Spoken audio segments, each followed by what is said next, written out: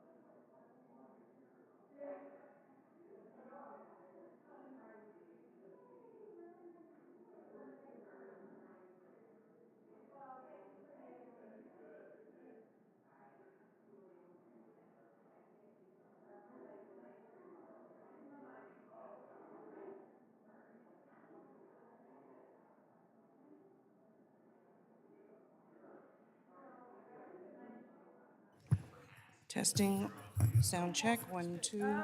Audio check for the reporter. Keep going, testing. Keep going, 2, 3, 4. Keep going. Okay.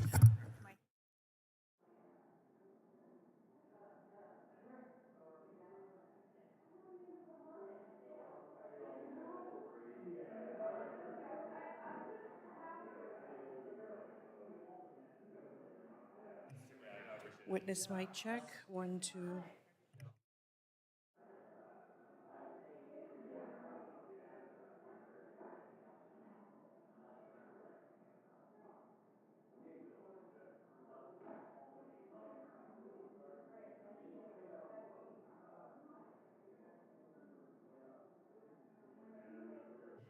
Testing, 1, 2, 3, 4. Testing, 1, 2, 3, 4. Testing, 1.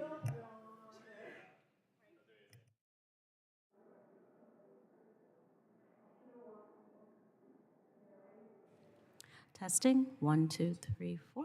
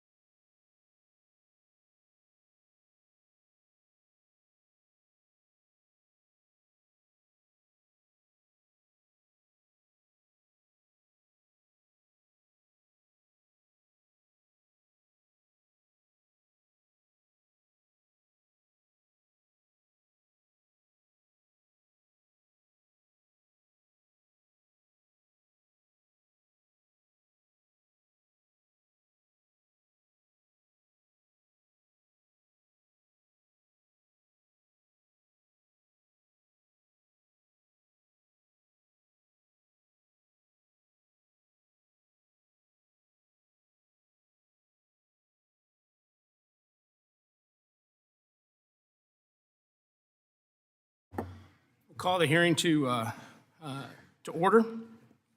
I'd ask unanimous consent that the chair be authorized to declare recess at any time during today's hearing without objection. That's so ordered. I now recognize myself for 5 minutes to give an opening statement. Today, the committee obviously formally kicks off our work on the Federal Aviation Administration's reauthorization.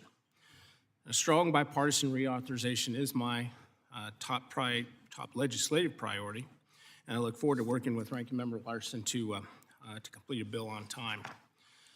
As a professional pilot and an active user of the system, I'm extremely proud of our aviation system, including its safety record. In this committee, there continues to be a bipartisan commitment to safety and maintaining the U.S. leadership and credibility as the gold standard for aviation safety. In 11 of the past 13 years, there have been no passenger fatalities on scheduled domestic passenger flights, despite the fact that passenger ridership has increased by 50% between 2002 and 2019 before the pandemic. General aviation is safer, with the number of fatal and non-fatal accidents trending downward since 2000. Congress and the FAA, in partnership with the industry and with labor and the traveling public, have fought to make air travel as safe as possible. And our safety record and safety culture are testaments to that. However, recently there have been some incidents that reemphasize why getting an FAA reauthorization is done on time and why that is so critical.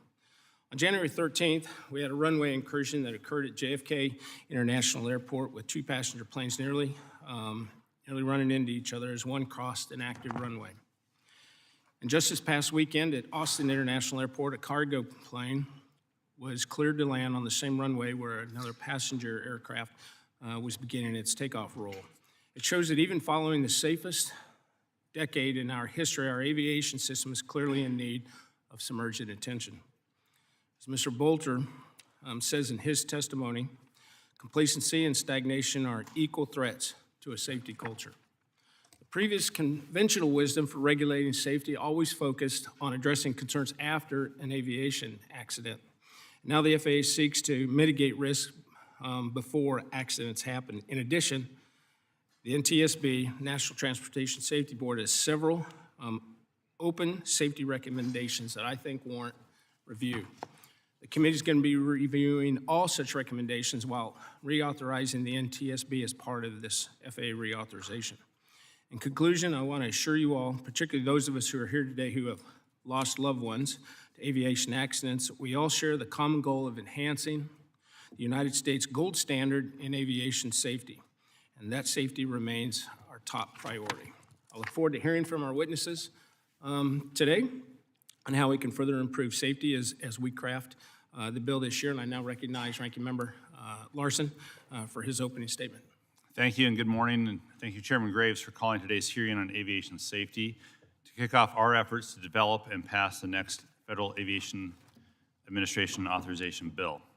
In this hearing, we'll evaluate different policies, programs, and technologies that have led to the U.S. becoming a global leader in aviation safety and what improvements still need to be made. According to the FAA, commercial aviation fatalities in the U.S. have decreased by 95% over the last 25 years.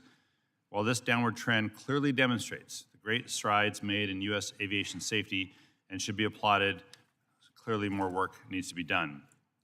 For instance, just last month, the FAA's Safety Notice System, also known as Notice to Air Missions, or NOTAM system, failed when a contractor inadvertently deleted a file on a NOTAM database, leading the FAA to ground flights nationwide. Though the outage was initially caused by human error, the system's lack of redundancies and outdated technology were what allowed it to happen in the first place. While the FAA is in the midst of a multi-year NOTAM modernization effort, we do need to strengthen the IT infrastructure that supports the national airspace system. That's why I, along with Chairman Graves, supported the recent passage of a Representative Stauber and DeSaulnier's NOTAM Improvement Act to create a task force to evaluate and recommend improvements to the NOTAM system. Aircraft certification has also been a priority of this committee for the last several years. In the wake of the tragic Boeing 737 MAX accidents and crashes, this committee conducted a nearly 2-year investigation into the design, development, and certification of the Boeing 737 MAX aircraft. The results led to Congress passing the Aircraft Certification, Safety, and Accountability Act in 2020 to restore the integrity of the FAA's aircraft certification process and make air travel safer. I look forward to hearing from FAA Acting Associate Administrator for Aviation Safety, Dave Bolter, on the status of these key reforms, the agency's progress, and any reasons for delay. Also, of particular interest is how the new airspace entrants, such as advanced air mobility aircraft and drones, will integrate safely into the NAS. Manufacturers and operators need timely guidance and regulatory certainty from the FAA to plan for and meet the agency's new certification and operating requirements. And finally, on aviation safety issues are not limited to just the FAA. It requires multiple industries and agencies to coordinate. For instance, just a year ago, the nationwide deployment of 5G wireless rightfully raised aviation safety concerns over potential interference with aircraft radio altimeters. Due to the actions of this committee, the FAA, and aviation stakeholders, the telecoms finally came to the table and coordinated with the FAA, the NTIA, and the FCC to develop a plan allowing for the deployment of 5G while maintaining aviation safety. A little later, I will distribute the actual meanings of those acronyms, but to save time, I won't read them out loud here. In fact, the FAA is briefing this committee on its 5G efforts later today. The best way to address these and other critical aviation safety issues is through a bipartisan, long-term FAA reauthorization bill. The 2018 bill or law was the first significant multi-year authorization since 2012 and the first 5-year authorization since 1982. And according to the FAA, the signing of that long-term bill freed the agency from uncertainty of more short-term extensions and authorized the reliable, predictable funding that the FAA needed to invest in critical priorities.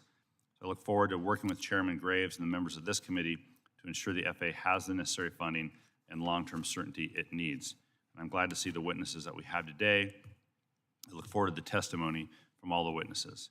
As this committee considers the upcoming FAA reauthorization, we remain committed to ensuring the highest level of aviation safety here in the U.S. to continue to be the global gold standard. So thank you. I look forward to tackling these issues to ensure the safety of the flying public. Thanks, Rick. Due to the significance of today's kickoff hearing, I do want to recognize the ranking member and chairman of the subcommittee for opening statements too. So, Representative Graves. Thank you, Mr. Chairman, and thank you for having this timely hearing on aviation safety. First of all, if you look back over the past decade, we just had the safest decade in aviation history, where, let's be clear, the goal is 0 deaths. But in the last 10 years, we've had 3 fatalities with scheduled passenger airlines, as compared to the previous decade, about 140. Now, you look at what's happening in the news today, whether it's incursions or close calls.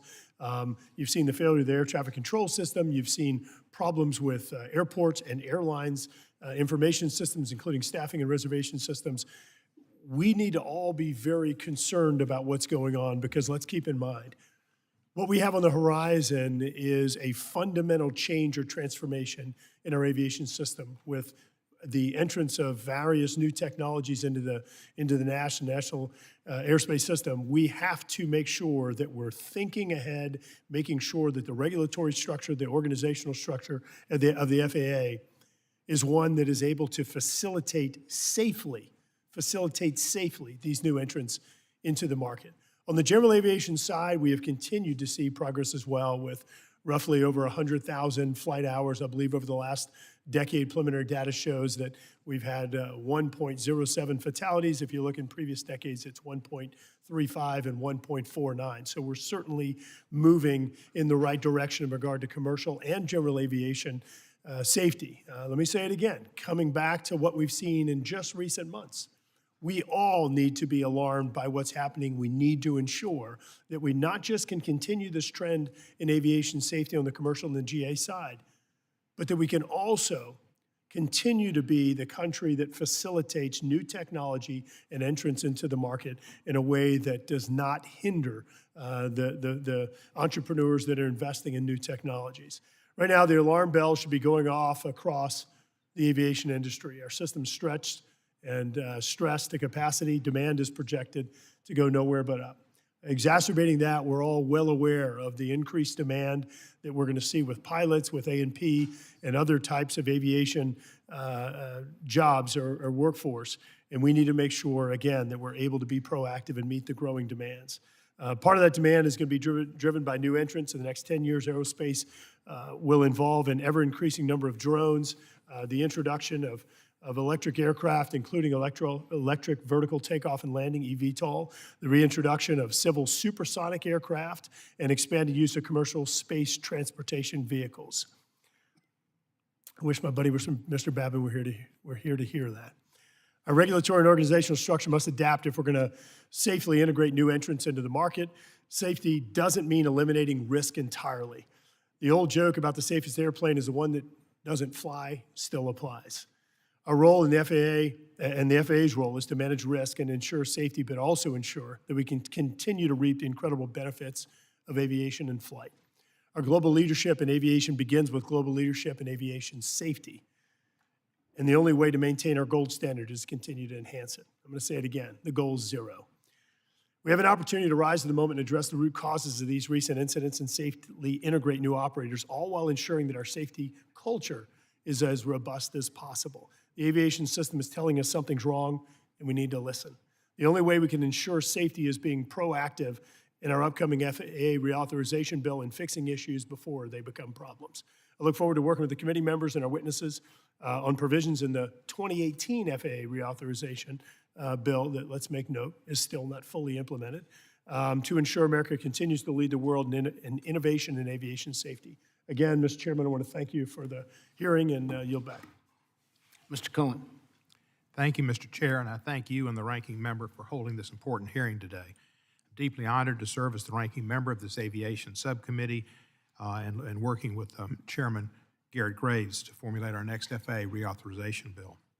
In 2018, the FAA reauthorization law was passed with Chairman Schuster.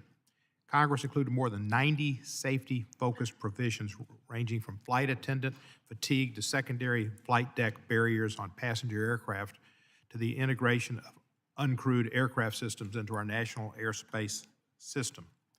It also included another important provision that I authored to require the FAA to establish minimum dimensions for passenger seats on airplanes to protect the safety of the flying public. Shockingly, even though the FAA was congressionally mandated to act on this provision within 1 year, the FAA did not even begin cabin evacuation testing until late November and December of 2019, well after the 1-year deadline. And during its testing, they limited their study to able-bodied individuals between the ages of 18 and 60. This means lap children, seniors, people with disabilities, non-English speakers, larger individuals, and more were not included, far from a representative sample of people who are on an airplane and would need to evacuate. The FAA itself acknowledged that the test relied on able-bodied adults, subjects under the age of 60, and the result provided, quote, useful but not necessarily definitive information regarding the effects of seat dimensions on safe evacuations for all populations. It was flawed, and it was congressionally mandated to conduct a study, and it should have done an appropriate one. In August, the FAA finally initiated a public comment period to assist in its determination on whether minimum seat dimensions are necessary. The FAA received over 26,000 comments from the flying public, the majority of which were articulated that the miserably dreadful experiences these small seats provide. Probably the most miserable experience most Americans have in terms of comfort is when they're on an airplane. Mr. Garrett Graves is right. It was the safest year yet. It was also the most uncomfortable decade. As we begin our work on our next reauthorization bill, it's imperative this issue be reexamined. That's why Senator Duckworth and I will introduce our bill, the Emergency Vacating of Aircraft Cabin Act, aka EVAC Act, EVAC. This bill will ensure that the aircraft evacuation standards do a better job of taking real-life conditions into account to ensure all passengers can safely evacuate in an emergency. Our bill is supported by a wide variety of stakeholders such as AARP, Captain Sullenberger, the Association of Flight Attendants, the Allied Pilots Associations, and more.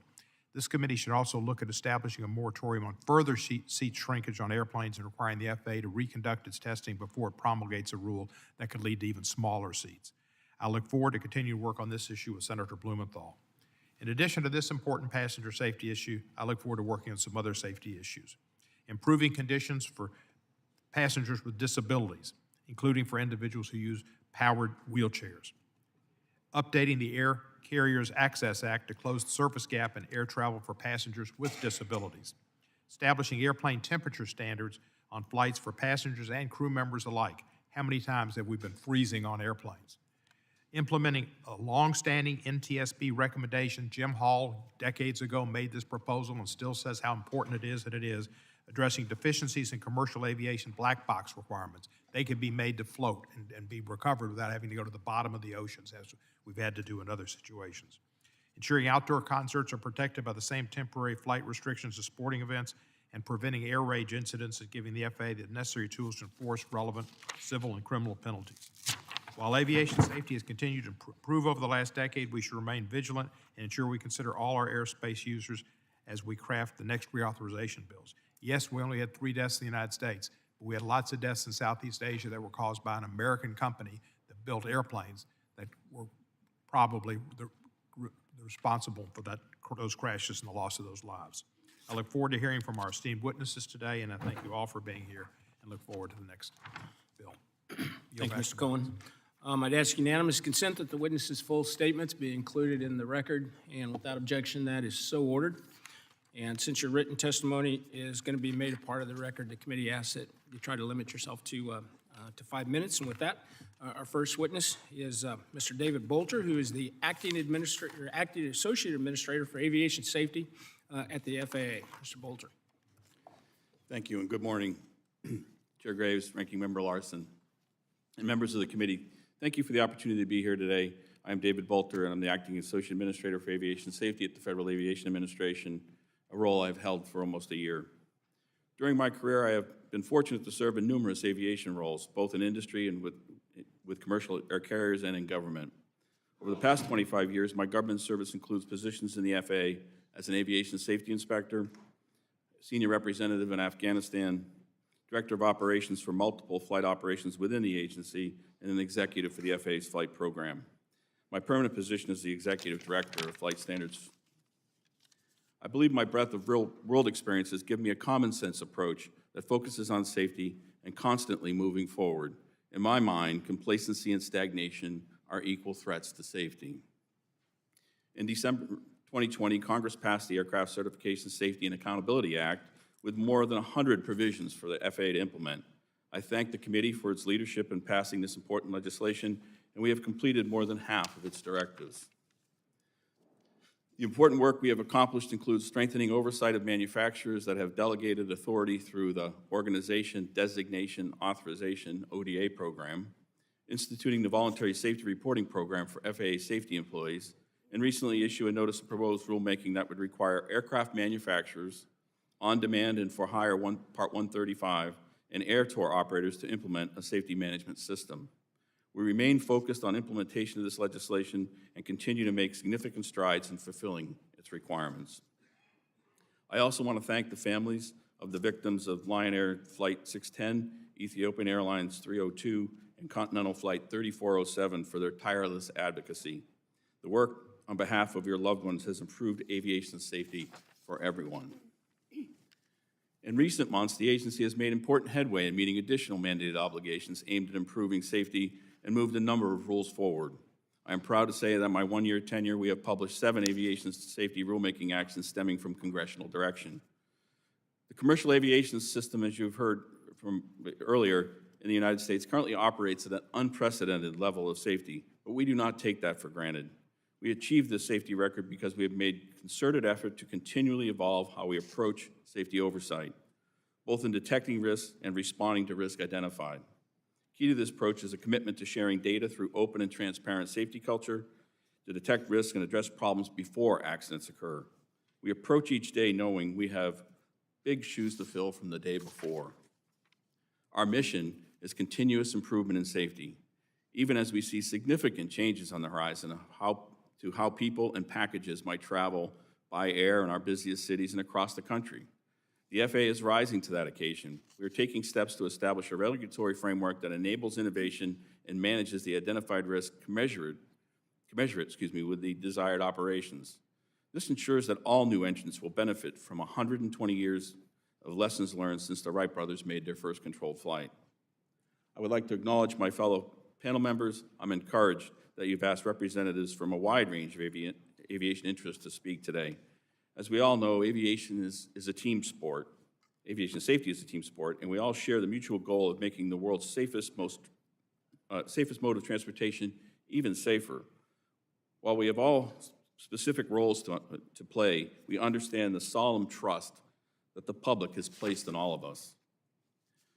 Today, I want to briefly share some of the actions we are taking to fulfill our safety mission, which extends from general aviation to commercial and air carrier operations. Evolving our regulatory structure is necessary to enable new users of the airspace and to support innovation and new commercial operations with aircraft and technologies that are evolving at a pace not previously seen in our industry. Sustaining the agency's safety record will be dependent upon the ability to be agile in our regulations, yet firm in our enforcement.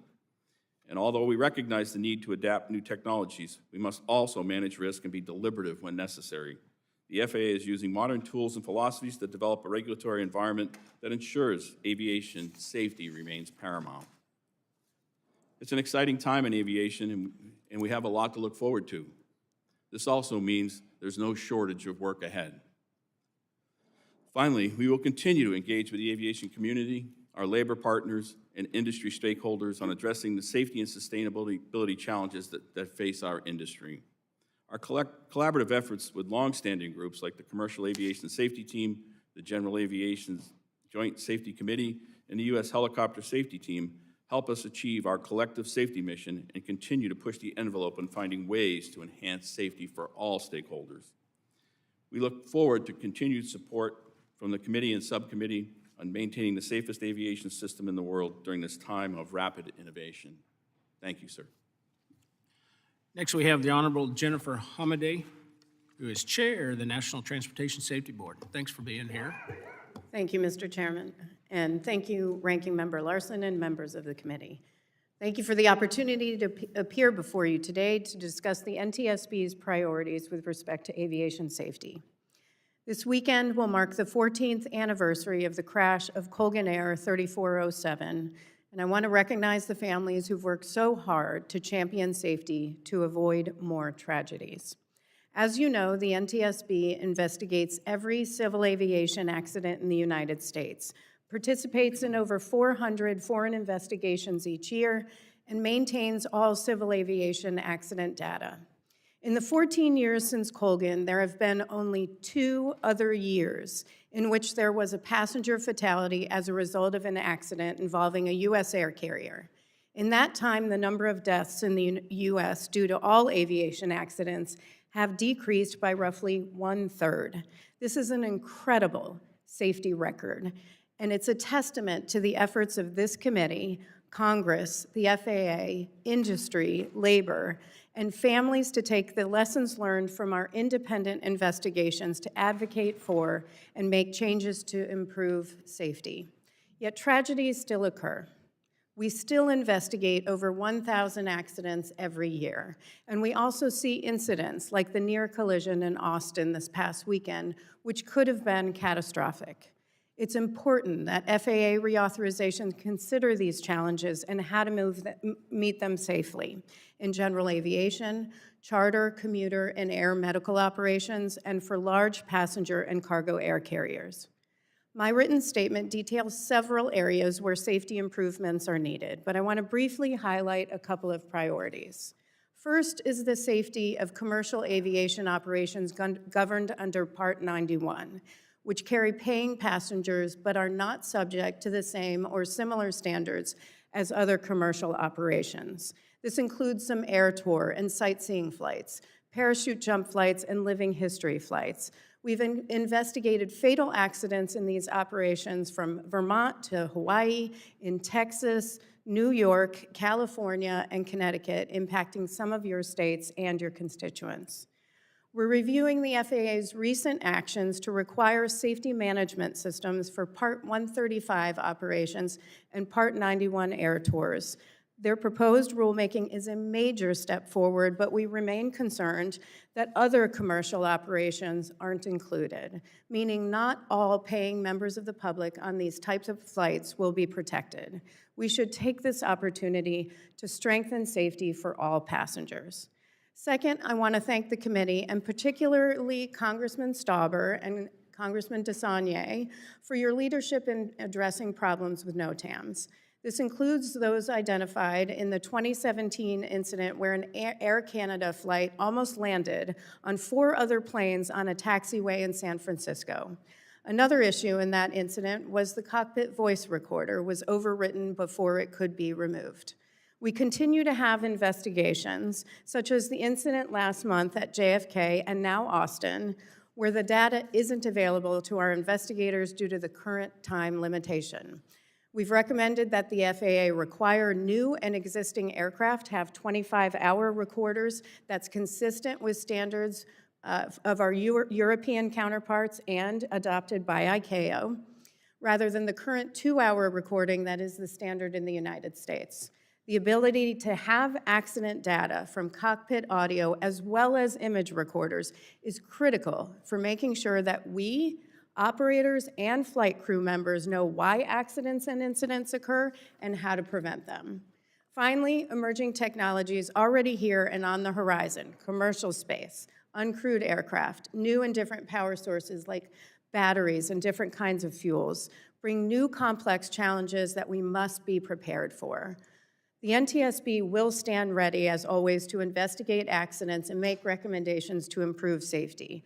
I trust that as the committee works on FAA reauthorization, that you'll consider these issues, and that you'll also consider the resources necessary to support the independent investigations of the NTSB and the mission we are able to carry out. To that end, we look forward to also working with you on NTSB reauthorization. The purpose of the mandate you've given us to conduct independent investigations is to improve safety. Investments made in the NTSB are investments in maintaining America's gold standard for safety. Thank you. Thank you very much. Next, we're going to go to Captain Jason Ambrosi, who is the president of the Airline Pilots Association. Thanks for being here, Captain. Thank you, Chairman Graves, Ranking Member Larson, and the committee members. I am Captain Jason Ambrosi, President of the Airline Pilots Association International, which represents more than 67,000 pilots in the United States and Canada, and I remain a current and qualified international captain on the Boeing 767. Like many airline pilots, I began my career flying for a regional airline. I was hired by Delta Airlines in 2000, 18 months before the terrorist attacks of 9/11 would change our industry forever. The loss of Continental Flight 3407, in which 50 people died near Buffalo, New York, also changed our industry forever. Later this week, we will mark the 14th anniversary of that accident. It was the final in a series of tragedies that led this nation to commit to becoming the gold standard in aviation safety. The passage of the 2010 FAA bill played a critical role in our nation's achievement of this goal. Because of it, U.S. air transportation benefits from landmark safety improvements such as pilot qualification, experience, and training requirements, and safety management systems based on enhanced voluntary safety reporting programs. Through the bill, Congress also ensured U.S. pilots have science-based fatigue rules and training in areas such as mentoring and leadership, high-altitude operations, adverse weather, and stall prevention and recovery. These and other safety improvements in the 2010 FAA bill and the presence of at least 2 experienced and trained pilots working together on every airliner flight deck have been critical. Collaborative efforts by labor, industry, and government have also been key. Safety programs like CAST and ASIAS have been game changers that apply state-of-the-art analytics to aviation and position the United States on the leading edge of safety analysis. Together, these advancements have brought us to where we are today. It's no accident that the airline passenger fatality rate has dropped by 99.8% since the law was passed in 2010. We have set the gold standard, and I know we share a common goal of ensuring we never accept bronze or silver. This extraordinary record demonstrates that the current system is working in the way it was intended. The United States is creating thousands of new pilots each year who have the experience and training they need to ensure this nation maintains its place as the global safety leader. As an airline pilot who has flown for more than 25 years and worked for both regional and mainline carriers, I can tell you that all U.S. passengers deserve one level of safety. In the upcoming FAA reauthorization, Congress has a historic opportunity to maintain and expand this country's global leadership in safety for all Americans, whether they fly out of major hubs or small rural airports. We thank the committee for passing the Aircraft Certification Reform Bill to improve the entire certification system. Continuing to modernize the air traffic infrastructure and NOTAM system is also important. We urge lawmakers to consider modernization funding that spans multiple reauthorization and appropriation cycles so that the FAA has stable, long-term resources to increase aviation safety and efficiency. The U.S. air transportation system's gold standard of safety has made this country a global leader. But this nation can never become complacent about aviation safety, especially as we work to integrate new and expanding users into the shared national airspace. Any new technology, system, or change in procedure or regulation must maintain or improve the current level of safety. We know that this committee is interested in inspiring more young people to consider aviation professions, and we applaud you and your effort because it's a great time to be an airline pilot. ALPA hopes the reauthorization process can also create more opportunities for people of all backgrounds to become airline pilots. Lawmakers can align federal funding support for education required to become an airline pilot with that of other highly skilled professions and make aviation education more accessible to minorities and underrepresented groups. ALPA is ready to work with all aviation stakeholders to keep this country leading the world in aviation safety, open the doors of opportunity for everyone who aspires to fly, and ensure that communities, large and small, have the safe air service they deserve. Thank you. Thank you very much. I've got to step out for a second to meet with the Missouri Adjutant General, but I'll be listening in the antechamber. But I want to introduce Mr. Pete Bunce, who's the president of GAMA, the General Aviation Manufacturers Association. Thanks for being here, Pete. Thank you, Chairman Graves and Ranking Member Larson, for allowing me to be in front of you today.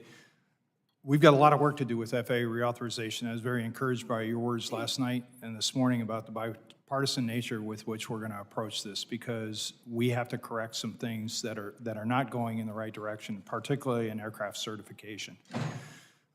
We talk about the gold standard, and when you look at how we do rulemaking, it is the gold standard how we started. We do an aviation rulemaking advisory committee to start with. We bring in experts from all over the planet, regulatory authorities, and the best from industry, and we go ahead and do rulemaking, talk about doing rulemaking, set the framework for it, and then what happens? It sits on the shelf.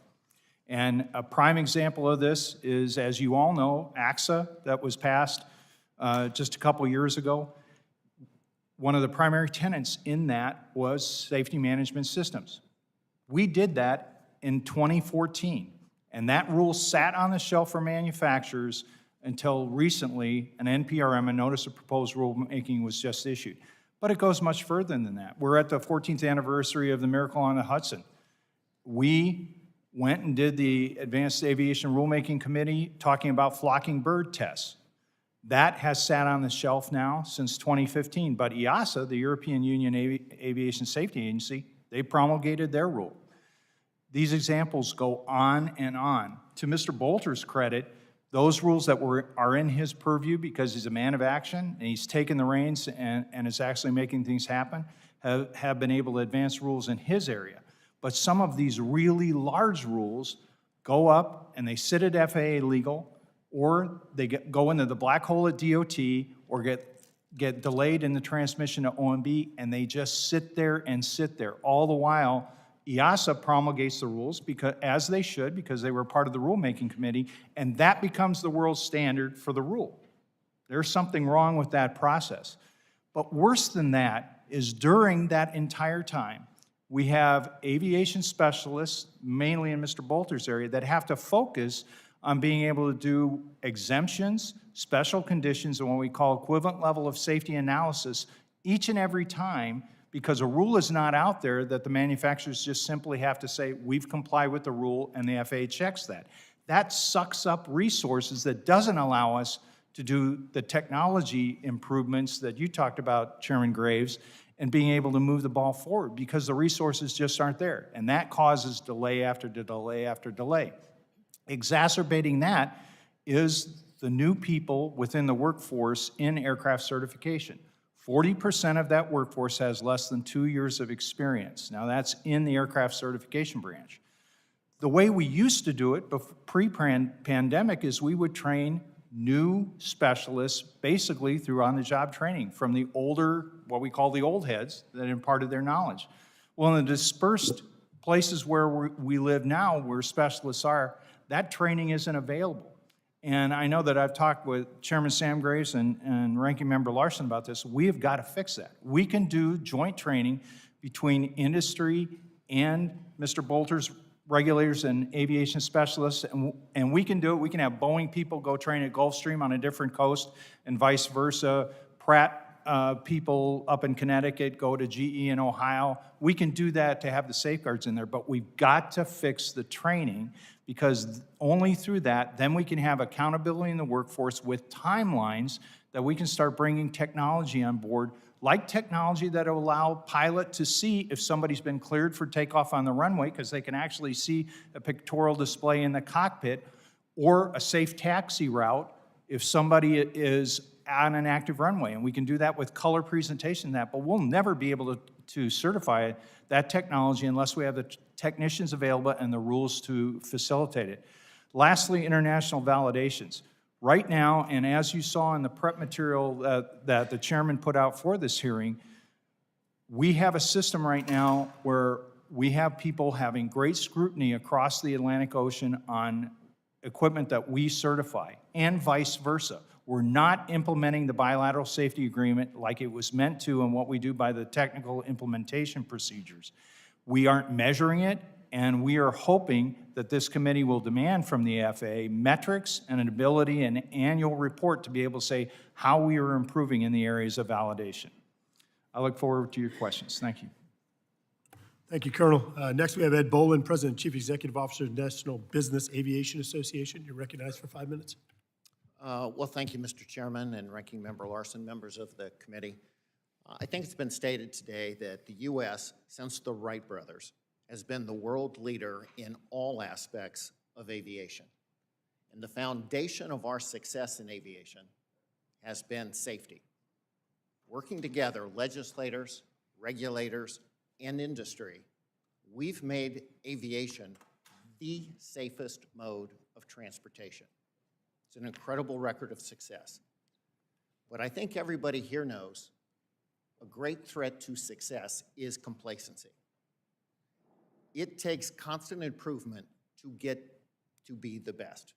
It takes constant improvement to stay the best. If you're not constantly improving, you're not keeping up.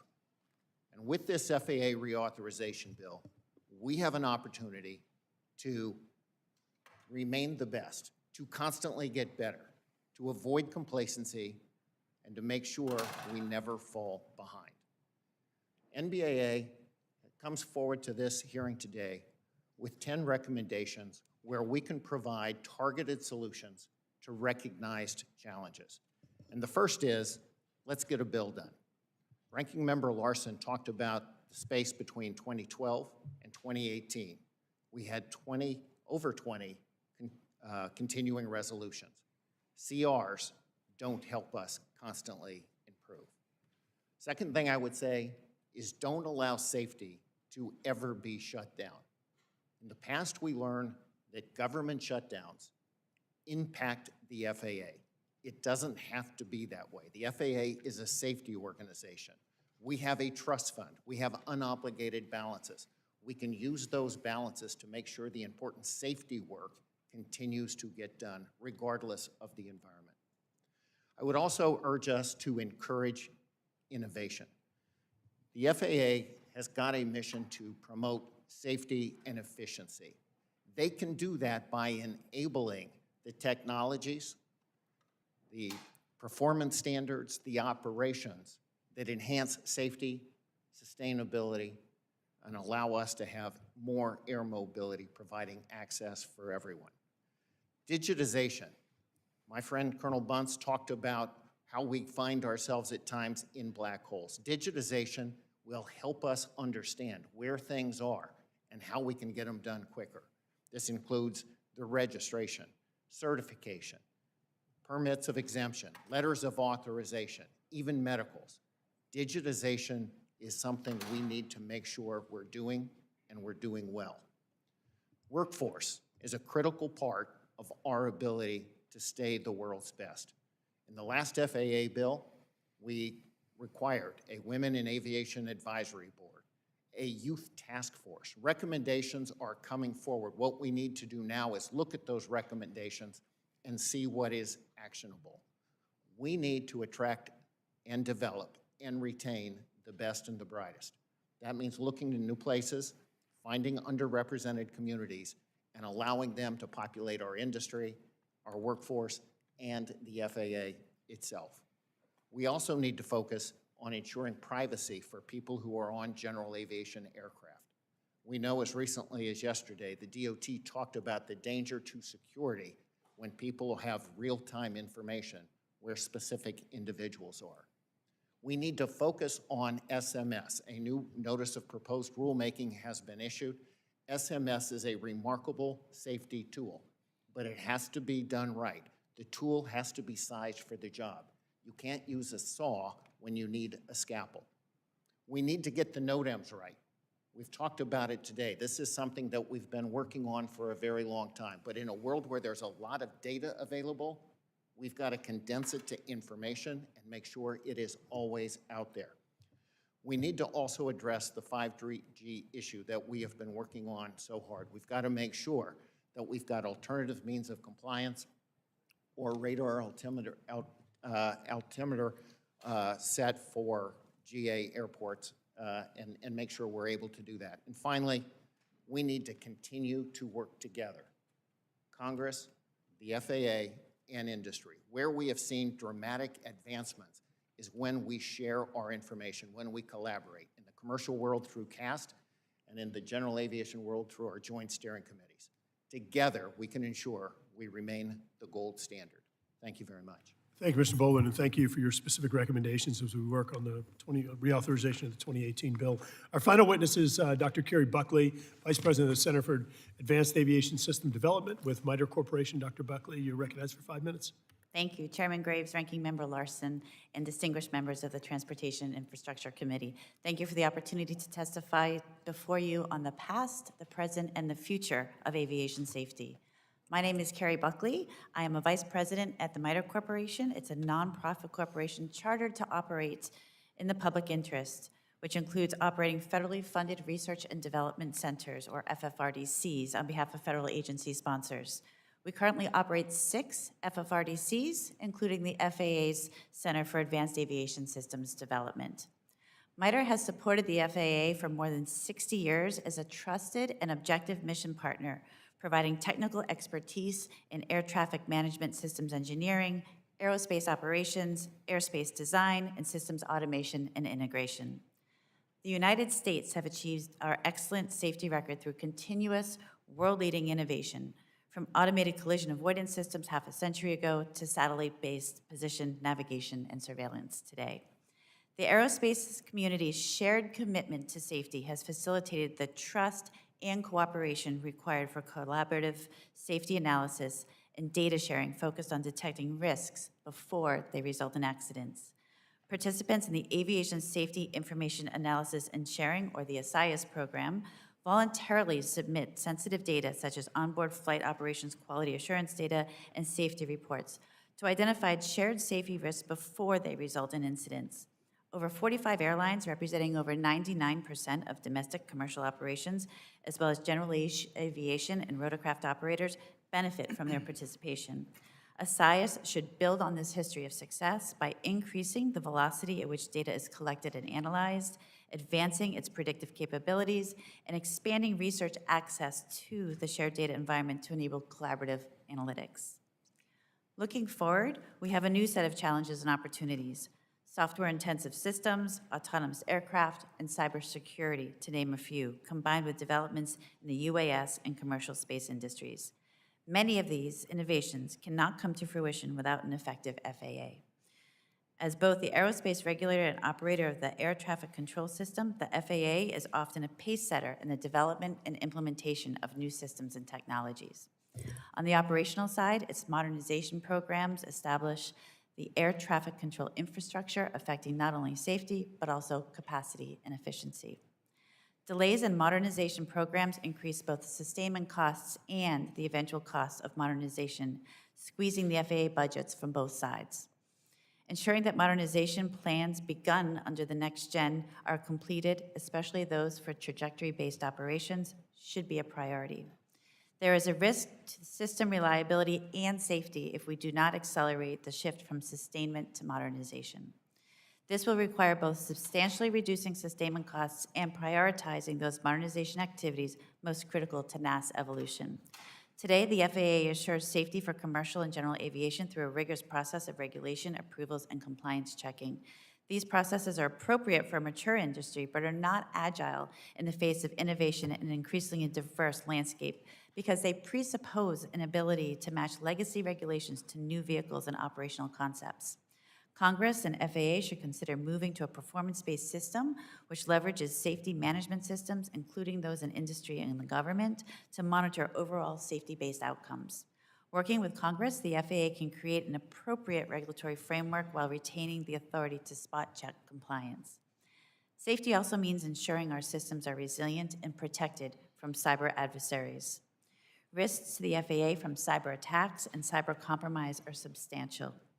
Modernizing its computer and automation systems addresses legacy risk, but there is a continuing need to assess FAA systems for vulnerabilities to emerging threats and to apply proven technologies and methodologies to prevent, detect, respond to, and remediate cyber risk.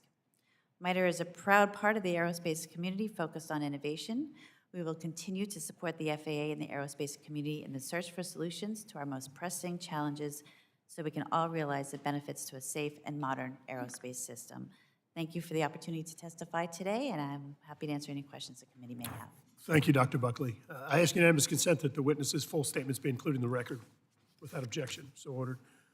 On behalf of Chairman Sam Graves, ask unanimous consent to enter into the record statements by the American Society of Civil Engineers and by the Helicopter Association International.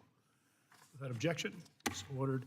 And prior to member questioning, I want to let the members in the panel know that votes are currently predicted to be about 1:30. If that happens, we may end up taking a brief recess and coming back.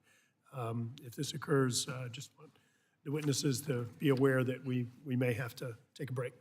So with that, we're going to first turn to the gentleman from Florida, Mr. Webster, for questions. Mr. Webster, you're recognized for 5 minutes. Thank you, Mr. Chair. Appreciate all this. Thank each one of you for your presentation. Lots of questions. I don't know where to start. Captain Ambrosi, we as a committee are continuing to conduct rigorous oversight on the issue of 5G C-band. And I was wondering and what its effect is on safety. How are you and your organization engaged in this issue and keeping everybody up to speed? Well, thank you, Congressman, for the question. ALPA is engaged on the issue. I'm pleased to report that at most carriers, progress is being made towards the deadline in July. However, it's unfortunate that we got to where we are today on this issue. There should have been a better collaboration between the FAA and FCC on this issue. It's something that this body should look at going forward, and we're happy to continue collaborating on the issue. So going forward, what recommendations would you have to keep everybody engaged? Well, the FCC obviously should have coordinated with the FAA on this issue early on in the process. So we're behind the scenes now. We're trying to fix this after the fact. So I can assure you that our pilots and our members are taking this very seriously and working to ensure that every flight is operated in the safest fashion possible. So what are you doing to keep your members up to speed on the problems or whatever? So the airlines, individual airlines disseminate data to the members or to their pilots where it is. The NOTAM system has information that says which airports have an issue, which airports may not. Individual fleets, some airlines have multiple different airplanes, so some fleets have been converted sooner than others. And we as an association also disseminate safety messages to our members on an ongoing basis. But right now, progress is being made, but we do urge the FCC and FAA and the cell phone carriers to continue taking this issue very seriously. So do you think it's better today as far as just keeping people up to speed? It's better than it was, in my opinion. I've only been on the job for a month, but in my opinion, it's better than it was a year ago. Well, I had another question, and that was, do you think that those communications, especially with the FCC, is there some sort of snag that we could help with, improve, or change so that there would be more collaboration? That's an important question, sir, and I would like to take that back to my engineering and air safety team and find out specifically what they feel would be the best way forward, and I'll have my team share that with your office and the committee. Okay, thank you very much. Thanks, each one of you, for appearing today. We really appreciate it. It's very good information. Yield back. Thank you. Gentleman's time's expired. 5 minutes. The ranking member, Mr. Larson. Thank you very much, Mr. Chair. First question I have is for Dr. Buckley, and if you could just maybe briefly explain why you live on acronyms? No. Could you explain why the ASIAS system as a voluntary system works in terms of collecting data, using that data, dealing with it objectively, as opposed to mandating this process? Yes, thank you for the question on the ASIAS program. Certainly, as we've heard, the commercial aviation is safer than it's ever been, and it really is through the collaborative engagements through CAST and data sharing through programs like ASIAS. We're learning more and more and taking proactive actions to addressing emerging issues faster than ever. Since the CAST's inception, and the fatality risk in commercial aviation, as we've heard, has dropped 94%, resulting in the safest period in aviation history. Their work, along with new aircraft regulations and other activities, have virtually eliminated the traditional common causes of commercial accidents, which are controlled flight into terrain, weather, and wind shear. But having exceeded this goal in their 10-year goal of reducing fatality risk by 83%, they're looking for further risk reductions and leveraging industry and data analytic tools from ASIAS. The ASIAS environment, operated by the MITRE Corporation, is a data environment in which we are the third-party trusted partner to bring in data from the operators themselves, as well as government and other types of data. You can think about weather and other type of infrastructure data. What we use that data to develop these models to understand systemic accidents or threats to accidents or issues. And the key to this is that all of the parties participating build their participation and collaboration on trust. So this is a protected, we protect the privacy of those who provide it. It's a non-punitive environment. Can I pause it there? Because I wanted to get to a different question with someone else. But do you think this process can flex to apply to the new entrants, the eVTOL, drone users, or is it specific to the current system we have with among carriers and other operators? Absolutely, and we are very much encouraging that shift. So we already have rotorcraft and general aviation as part of that. Certainly UAS, AAM, and eVTOLs, we believe, could really benefit from the type of analytics and shared data sharing that ASIAS offers. And in fact, we see that in other modes of transportation as well. Yeah, great, thanks. Mr. Bolter, of course, we're doing the reauthorization coming up, and I appreciate your comments. terms of staffing, we've heard concerns and certification. To achieve what we want to do in the reform bill, we need people at the FAA, and we've certainly over the pandemic and probably for other reasons, we've lost people at the FAA and other agencies, and we're trying to get new people in, but with new people comes less experience until they're more experienced. Is that, do you have a comment on whether or not that's holding FAA back moving forward on certification reforms or on certification generally?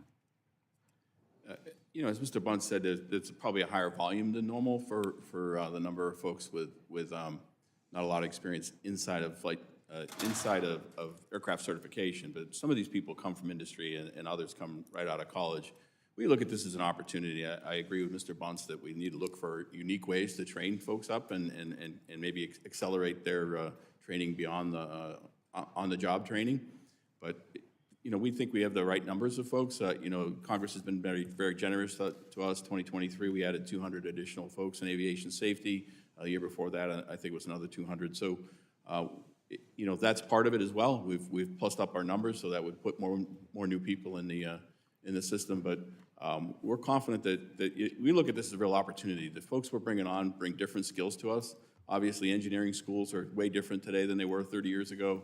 You know, having folks of all different backgrounds and different skills really will help us in the long run. It's going to be a little bit of pain in the short run, obviously, with that many folks in training. But I think some of those training opportunities we may have could accelerate that.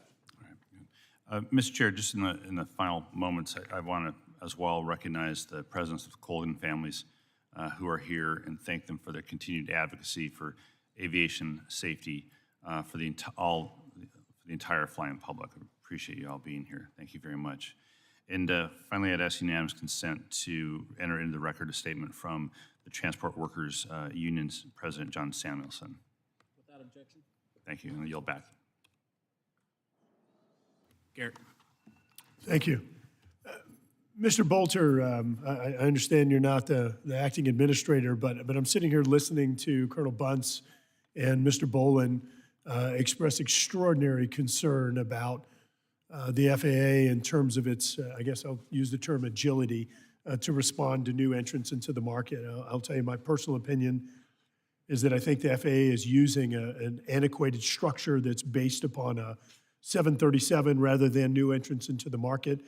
I think that both the regulatory and the organizational structure are not, I guess, structured in a way that is going to truly be able to facilitate new technology. I'm concerned that we're actually going to lose our leading edge in technology in the United States to other countries that are more agile.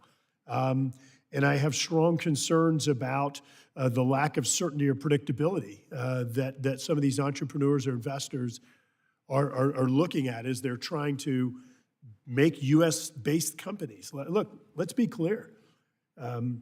We've come in, this committee, this Congress has come in and banned foreign drones and others. We're trying to facilitate U.S. innovators and entrepreneurs. Could you comment on some of the concerns that were raised by other panelists about the FAA and just its ability to be agile and to facilitate some of the new entrants in the market as we're watching some other challenges happen in aviation?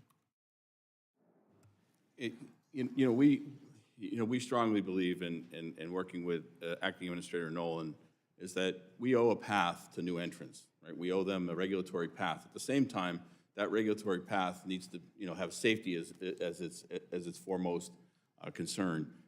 When we don't get those paths out there, as Mr. Bunce said, then it causes us more work, right? And now we're into exemptions and other things where we could be doing rulemaking. So it is, I am absolutely focused on get those paths available. We've taken a tact on powered lift, which is eVTOL, be able to get those to market. We've made commitments to getting those there before the eVTOL is certified. We'll continue to do that. We're going to look at all of our regulatory pieces. We've pushed more actions through in the last 6 months than we have probably in the last 3 years. But anything we can do to get more agile. We got to be agile and safe, right? But we hear you, and I absolutely am concerned about the time it takes us, because at the end of the day, if we don't build those paths, then the applicants don't know what path to go down. And we need to build those paths that safely integrate technology into the national airspace system. Oh, I just want to reiterate that I have very strong concerns about the current trajectory. I think that the panelists have legitimate concerns about predictability and agility of the FAA. It's going to be a key issue as we work on the reauthorization bill, but also want to make note that we still have significant portions of the 2018 bill that haven't been implemented. And so we're going to need the FAA to certainly show a higher degree of resolve in moving forward on the new legislation as we enact that. Dr. Buckley, MITRE has previously conducted research to help the FAA analyze aviation delays and improve upon the flight delays, and I think just the overall passenger experience.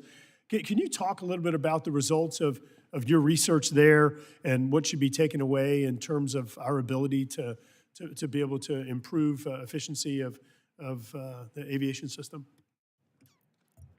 Yes, thank you.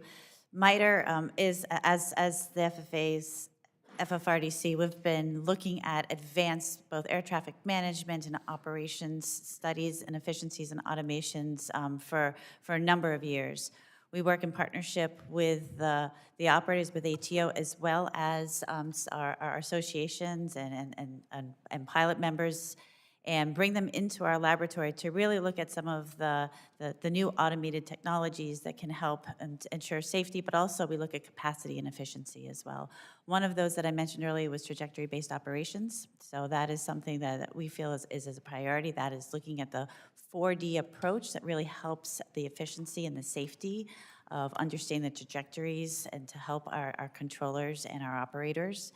I would say that the foundations that the Next Gen program, of which many of these programs that you referenced are part of, is a foundation for where we're going in the future, and that is around the infocentric NAS. So again, that gets into understanding and modernizing the backplane and what some of these new approaches, these control approaches and modernization activities need to run on. Thank you, Dr. Buckley. Yield back.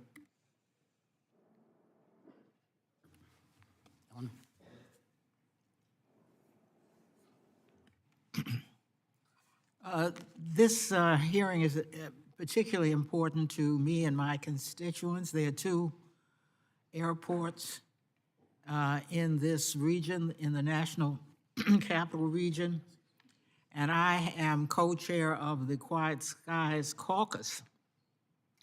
I hear regularly from not only my constituents, but from fellow members about airport noise, and this question is for Ms. Buckley. Airport noise is not only a nuisance, it can affect health and safety. Ms. Buckley, can airspace design be utilized to reduce aviation noise and increase safety? Thank you for the question. Airspace design does have a role in reducing noise and safety and sustainment as well.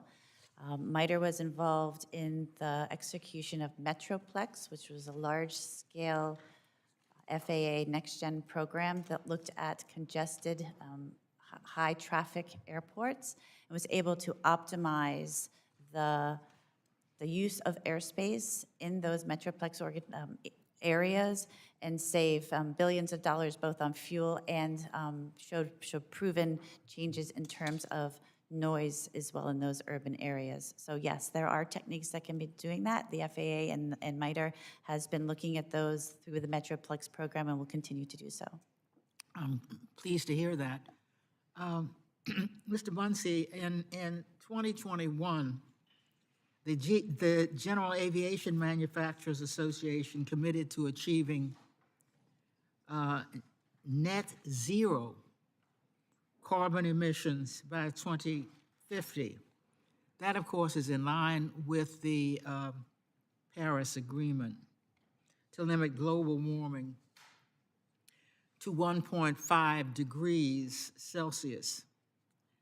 And now this commitment to carbon neutrality is admirable given that communities of color and low-income groups in the United States are exposed to higher levels of air pollution.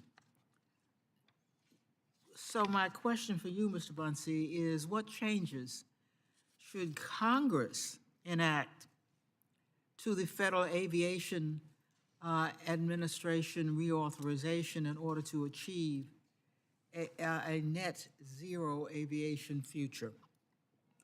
Representative Norton, if you look at our commitments, and it's business aviation working together with our commercial brethren to those net zero commitments, one of the biggest wedges in that is sustainable aviation fuel. And this Congress, in the last Congress, actually helped us a lot with the blenders fuel tax credit and some other initiatives that were in there to start building out more production capability for sustainable aviation fuel. That is going to be huge.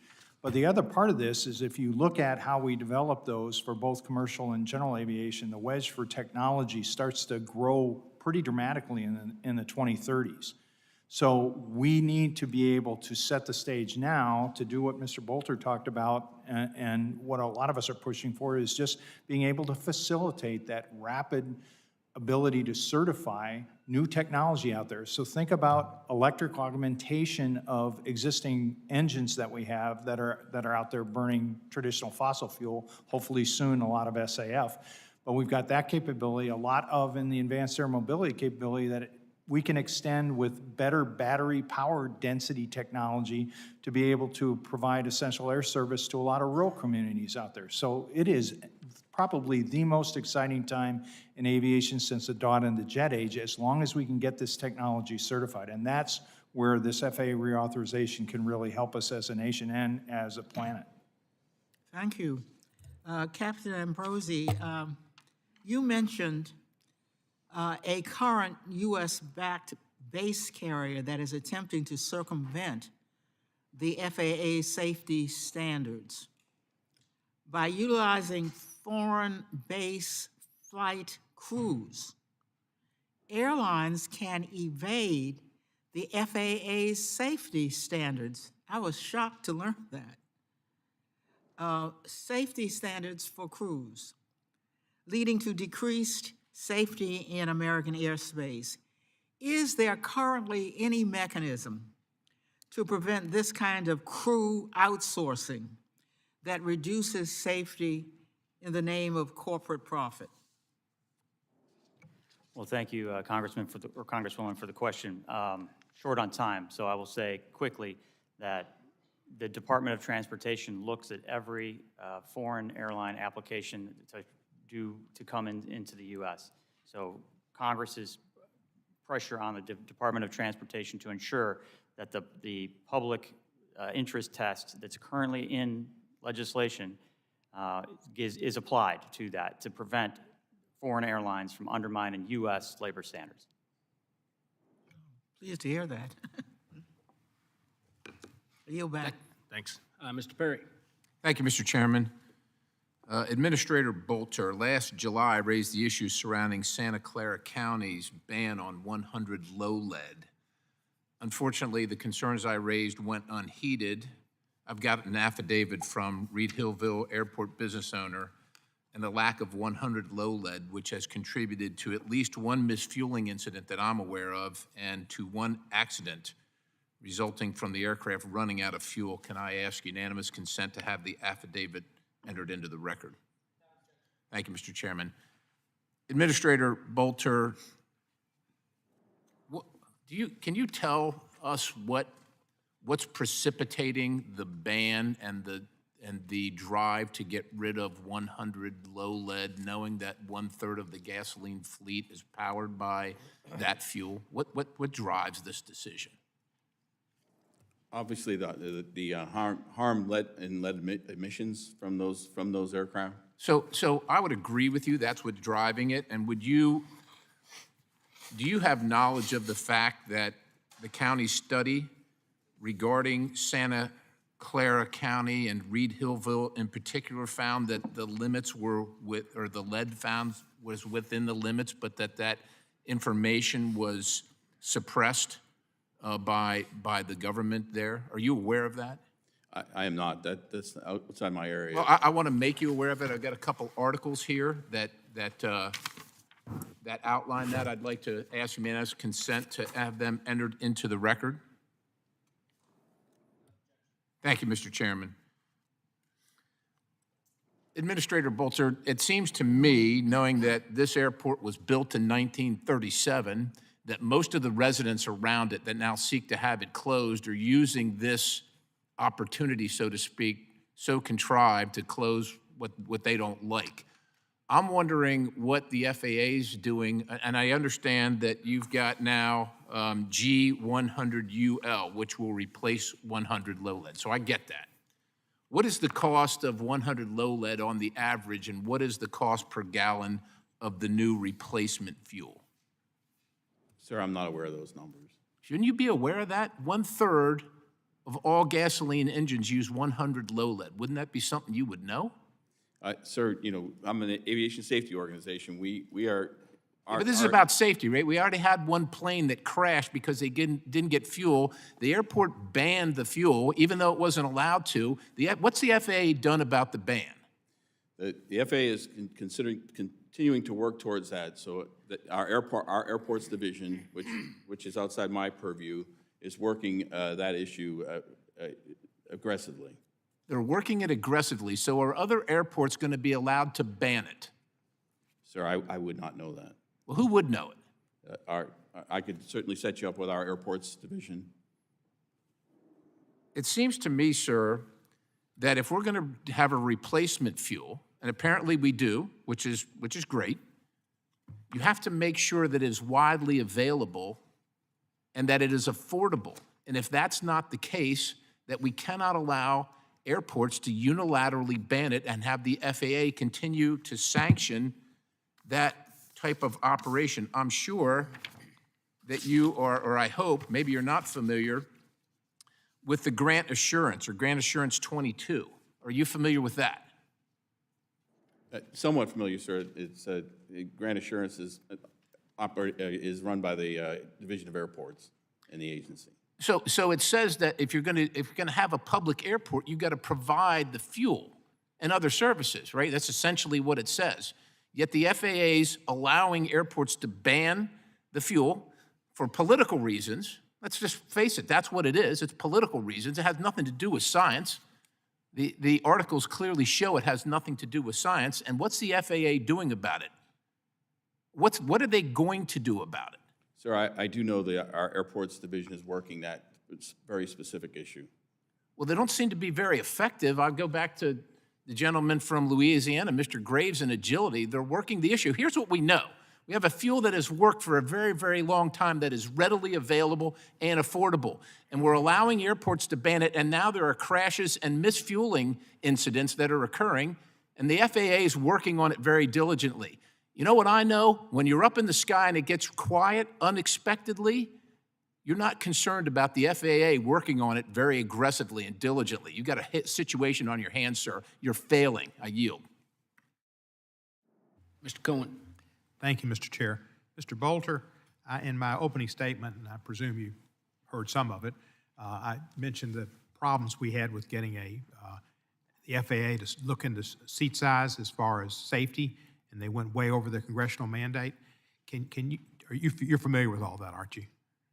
Yes, sir. It wasn't on your watch, though. No. Can you assure us that you will get a study, you'll look at the comments of the 26,000 comments that were pretty strongly concerned about seat size, and get some type of a resolution of that before you allow seats to be shrunk anymore?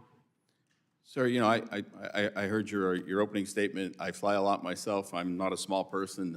I understand the comfort level. You have my assurance that we will get through those comments and we will look at next steps. Well, can you assure me that you won't allow the airlines to reduce the size of the seats or the pitch until you have gone through the comments and maybe even done another study? Because the last study was obviously, it was failed from the beginning. Whoever came up with that, not having anybody over 60, and not having any people with disabilities, and no pets on the plane, and no children on the plane, and no all that was insane. That was not a representative sample. So we have some ethical standards we have to meet with human subjects. Most evacuations do cause injuries, so any research around evacuations, we have to be very careful. We also looked at, we commissioned an aviation rulemaking committee that looked at 300 actual evacuations. So these are airplanes that evacuated, and in those 300, they looked at did the people get out, did seat pitch affect that? So we think with the study we did and the follow-on, looking at 300 actual evacuations, and we'll look through the comments, and then, sir, we'll go from there. I can't promise the seat size until which time we get through the data. Concerning the Boeing situation, has the FAA started to go back to what it should have never given up, is that a review of the airplanes and not sub it out to the manufacturer? We still have delegated oversight in every manufacturer in the country, but we've strengthened our oversight of those companies that have delegated authorities. We've created an office that reports directly to me, that writes the policy, looks at effectiveness of our delegation programs, and sir, we are not afraid to pull back those delegations if they're not done to our standards. You feel comfortable with the situation of Boeing now? I think it's a journey. As I said today, we can never sit still. I'm comfortable where we are today. We need to continue to improve. We have reset that relationship, sir. Thank you. Ms. Hamady, were you at the NTSB when Jim Hall was there? I was not, but he calls me often. Good. So you know how interested he is, how smart he is, how Yes. outstanding he is. He's phenomenal. Is he watching? I hope so. Hi, Jim. No, I have no idea if he's watching. But he's been very insistent on this rule about the black boxes.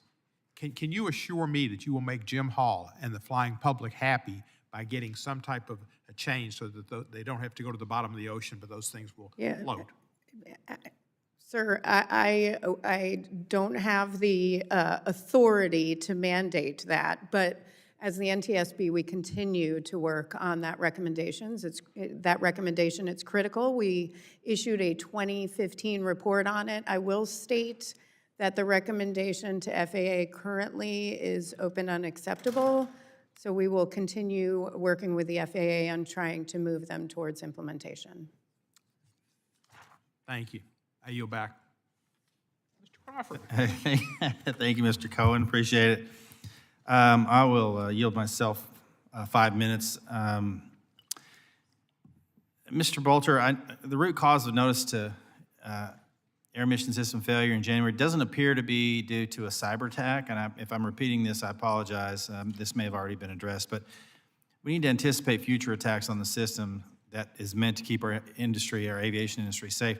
With the increased prevalence of ransomware as service across every sector of our economy, and since the ever-changing technology used in aviation safety is software-based, does the FAA have a thorough cybersecurity plan, and are you working with CISA on a coordinated response should an attack happen? I don't own those systems. Obviously, my IT ability here to turn the mic on, but anyway, we own some systems in aviation safety, obviously, and the agency has a robust cyber system.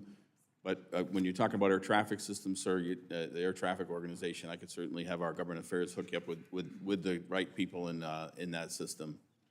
Can you comment as to the nature of your relationship with CISA with regard to cybersecurity? I mean, that seems to me that would be integral in this environment.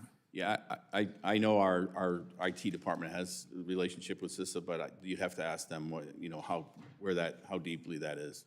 All right, thank you. Mr. Boland, I'm going to turn my attention to you for just a quick second. NBAA's Advanced Air Mobility, or AAM, Roundtable is a forum for high-level policy planning with sector leaders to help chart a course for integrating AAM technologies into the nation's airspace and infrastructure. What are NBAA and the Roundtable doing right now to ensure AAM operation safety is paramount? Well, clearly we believe that advanced air mobility is good for the United States and good for the world. It has the opportunity to create affordable, accessible, sustainable aviation for communities that don't have it to the level we can have it in the future. So what we are doing is trying to build on some of the progress that was made in the last Congress, including the AAM Coordination and Leadership Act and the Advanced Air Mobility Infrastructure and Modernization Act. Beyond that, we're working to increase awareness on Capitol Hill and move toward what comes after the certification of the aircraft into the operations. We want to make sure that we have the appropriate air traffic and airport system so that we will have charging stations, be able to leverage airports and heliports and create vertiports for the infrastructure, as well as air traffic systems that are able to integrate aircraft above 400 feet. So moving from certification of an aircraft into operations is the big focus as we move forward. I directed this question to your colleague on the panel, Mr. Bolter, but is there any address of cyber in what you guys are dealing with? We are every manufacturer, everyone in the industry is very focused on cyber. It's obviously a front issue. We believe it can be done. We are able to operate today. We are able to operate across other industries. Banking and other things can be secure. We believe that it's important to build it in as we move forward and understand what the evolving threats are. And I'll ask you, just in the minute and a half that I have left, do you have a relationship with CISA so that you have the sharing up and down the chain so that you're more aware and they're more aware of the threats that may be prevalent in your space? We're trying to work through that as an industry. We had an opportunity, several of us in the industry have met with the White House and worked through conversations with the Office of Science Technology Policy, with the National Security Council, with the Department of Defense to try to make sure that we stay on top of these important issues. Thank you. I yield back, recognize Mr. Garamendi for 5 minutes.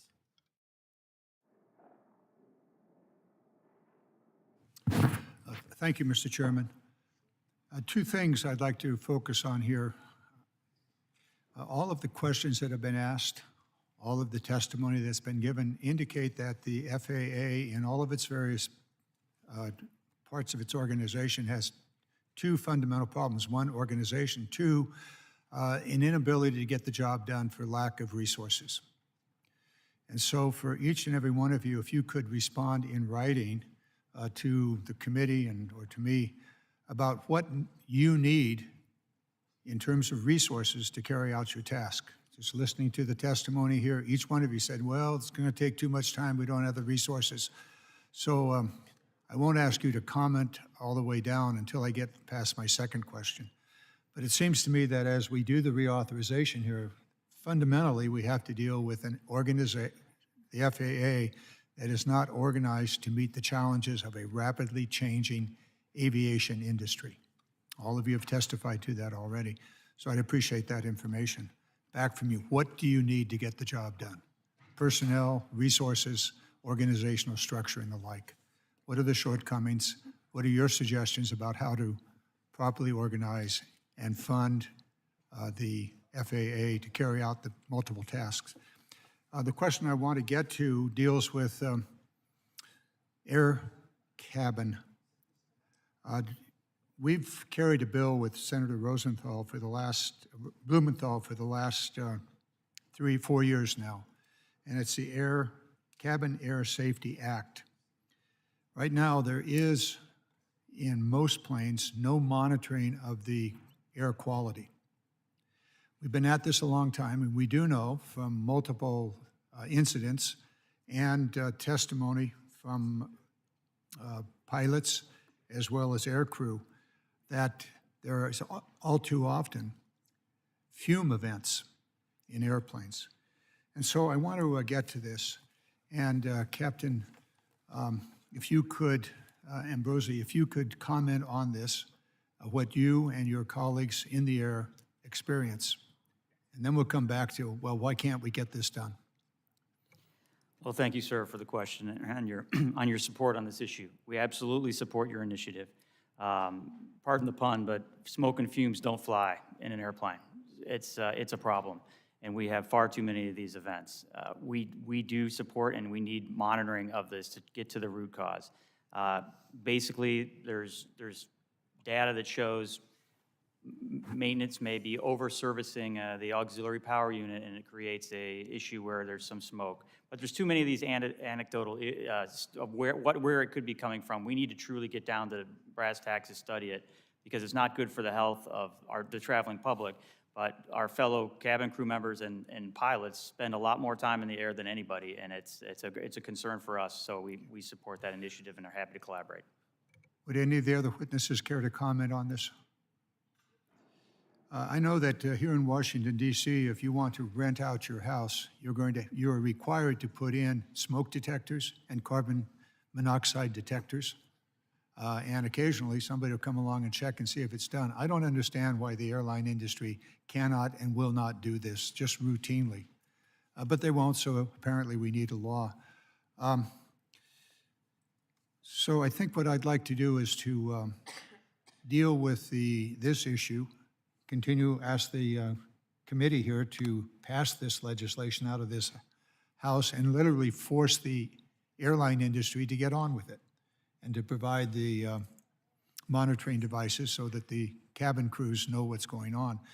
And I'm going to go back to the first question. This is the larger question about the reauthorization of the FAA. It's our opportunity, in fact, it's our responsibility to write legislation so that the FAA is properly organized to carry out the multiple tasks of which all of you have talked about here today, and properly funded. It is not presently that by your testimony and by the questions of many of my colleagues.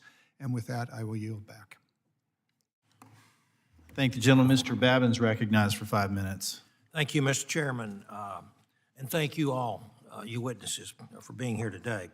I'm thrilled to hear everyone highlight the successes of the past decade in terms of safety. And many of you and your organization should be celebrated just for that. However, there's a lot of room for improvement.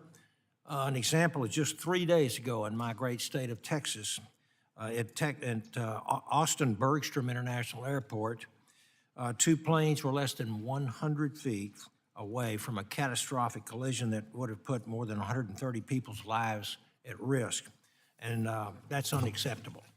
As many of you stated, we can't take our eye off the ball. We've got to work together. We've got to keep getting better. We have to continue to innovate and improve, and I want to applaud all of you for being here to be a part of that process with this committee.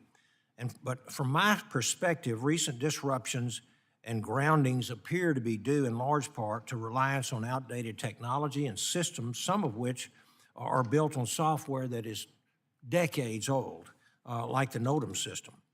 The commercial connected aviation system sector has made major strides in leveraging the latest in cloud computing, predictive analysis, analytics, and interlinked systems. These, aligned with all of the current cyber standards, offer reliable and stable solutions to government and to industry.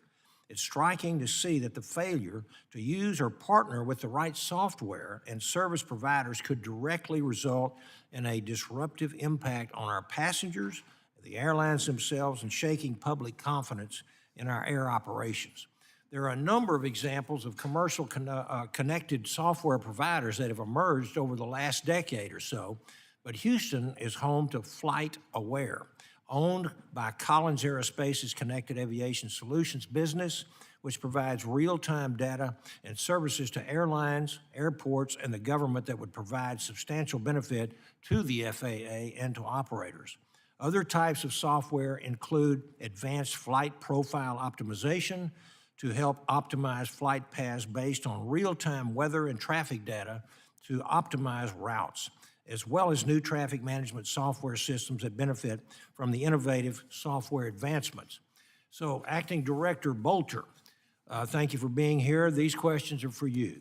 How do we use this upcoming FAA reauthorization to accelerate the migration from outdated legacy software systems that are used by the FAA and industry to the best solutions available to date?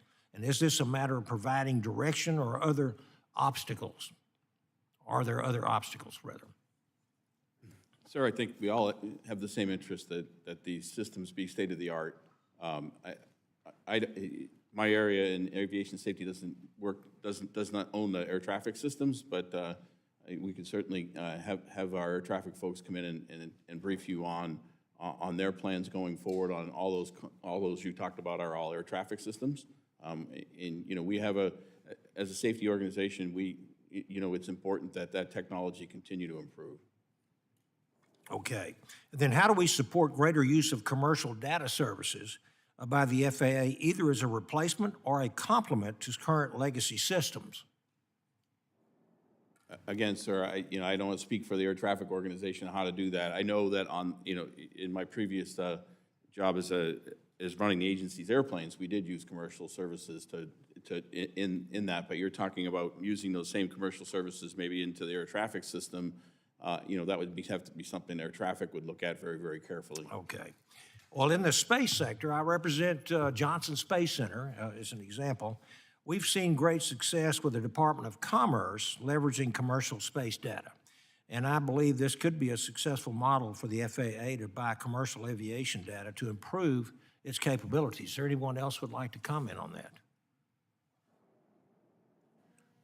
Ms. Bevan, I think if we look at the NOTAM system as a pilot, several of us are doing there, it is an antiquated system overall. One of the things that, we look at AI, artificial intelligence, and we look at a capability, it's very difficult to certify it perhaps in an aircraft, but commercial services can go use AI to sift through the mountains of data that come in, because we're talking about NOTAMs from airports across the world that use old systems, like teletype systems, to be able to transmit runway closures and things like that.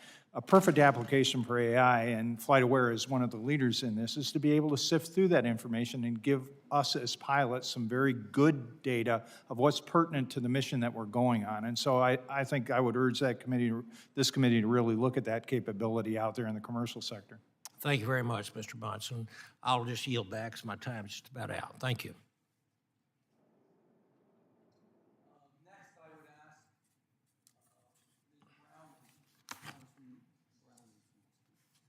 Thank you, Mr. Chairman. Mr. Bolter, I am increasingly concerned about the FAA's oversight of aircraft maintenance facilities outside of the United States. The FAA is now more than 10 years overdue on a congressional mandate to close this gap with respect to drug and alcohol testing. Last year, the House passed, and I will say overwhelmingly so, another bill directing the FAA to ensure that U.S. certified maintenance facilities meet the same safety standards regardless of where they are located. And I'm hopeful this language will be part of the upcoming FAA reauthorization legislation from this committee. So my question is, when will the FAA complete its rulemaking on drug and alcohol testing at maintenance facilities outside of the United States? And what plans do you have to bring the safety standards at these facilities in line with those domestically? We expect, we are in work as we speak on the notice of proposal rulemaking to push that forward into our rulemaking docket. So we are working on building that rule for drug and alcohol testing of foreign repair stations. As far as other standards, we have a robust international offices that look at those U.S. repair stations in foreign countries, and our data is showing us that they currently meet those standards, but we will absolutely make this rulemaking for that gap you identified. Well, thank you for that. Ms. Hominy, the FAA does not conduct unscheduled inspections of the maintenance facilities they certify outside of the United States. The FAA does not require the mechanics at these facilities to hold any U.S. certification or undergo any background check before handling safety-sensitive work. Since the beginning of the pandemic, the FAA has conducted almost no in-person inspections of these facilities at all. The few that are happening are still done over video conference. Does the NTSB believe that the FAA's current oversight of the repair stations they certify outside of the United States is sufficient to protect the safety of our airspace? Thank you for the question. The NTSB doesn't have any recommendations currently on foreign repair stations. Absolutely not. We do not. Well, but based on what I just laid out, based on those facts, do you think that there is a need to look into that? Our recommendations are based on accidents and incidents that we investigate, and this has not come up in any of our accident investigations. Mr. Bolter? You know, I do know we are traveling back to those repair stations outside the United States, and also in some cases, especially with our bilateral partners, we have them, just like we do to theirs, inspect their repair station. They inspect our repair stations that are in their countries as part of our bilateral agreements. Well, it seems to me that this committee, as I said, overwhelmingly supported that these maintenance facilities outside the United States be brought up to the same safety standards as we have domestically. You're saying that it already is. We determined that it wasn't, so I think that there's somewhat of a disagreement there. I certainly can go back and look at the data and see where we are on our surveillance of those repair stations, but we have exactly the same goal that you do, ma'am, which is that if you're at a U.S. certificated repair station, that the safety is exactly the same. And so, and you're also saying that what I laid out in terms of NTSB, and that questioning is that you are now undergoing all of these inspections, and that is well underway? We've started to return to the ones that we didn't travel due to COVID, but we are pushing out to do the ones that, and we don't go to every repair station, again, through the bilaterals. We do have inspections from the host nation's CAA, but those that we do not, our folks are getting back on the road, and we'll do those evaluations. And so, can you give me a sense of what being back on the road means, like how? They'll do the inspections in person in those foreign countries. Okay. I wanted to also ask you, Mr. Bolter, in terms of general aviation safety technology. I see that I don't have time for this question, so I will yield my time back. Yeah. Thank you, Mr. Chairman. I want to thank our witnesses for being here today. Appreciate your testimony very much. In a previous life, I served in the Bush administration under W at a particular federal agency, and so it was my observation that a lot of federal agencies share a lot of the same hurdles, dilapidated computer systems, old equipment, a lot of stovepiping, not much communication within agencies, and I know that that can be a real challenge. It strikes me that given the important role of FAA and safety of our air system, and if you look at it this way too, business and investment goes where it is welcome. It doesn't go where it's not welcome. The regulatory modernization, I think, of the agency is and the whole space, so to speak, is really important.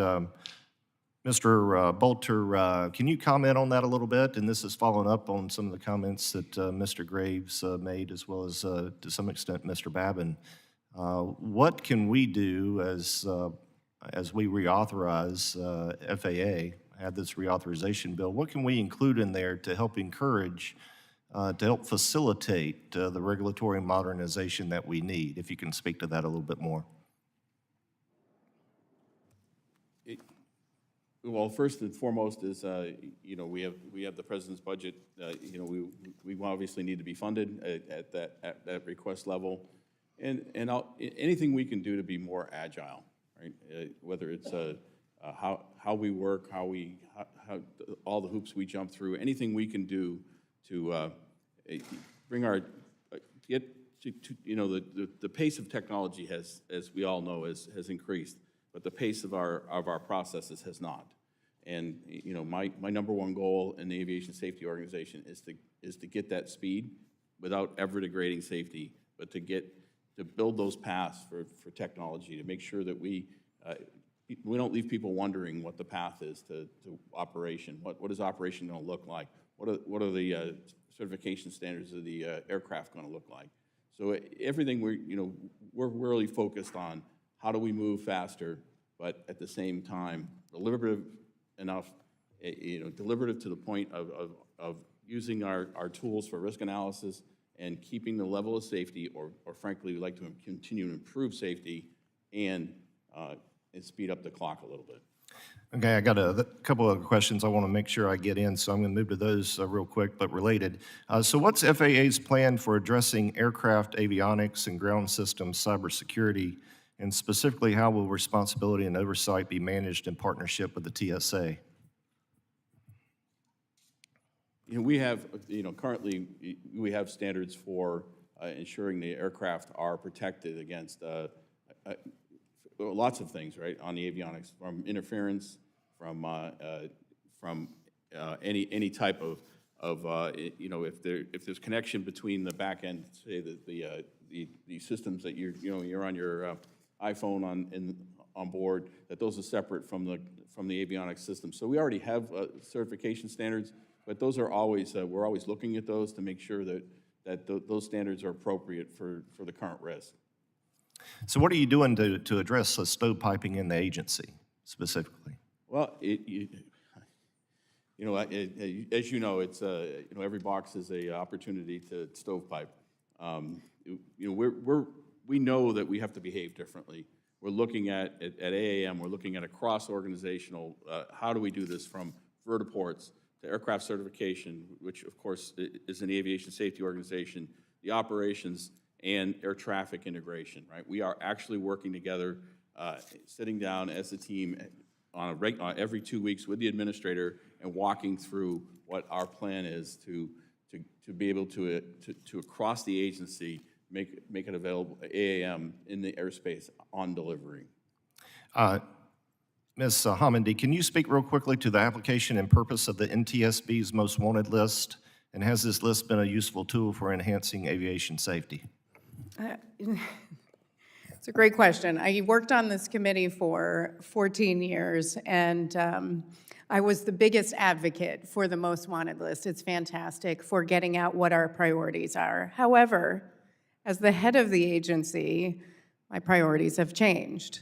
I feel that the most wanted list, which at the time was created in 1990 to communicate our most important safety issues, is negative. When you call something most wanted, you think of the FBI's top most wanted criminals.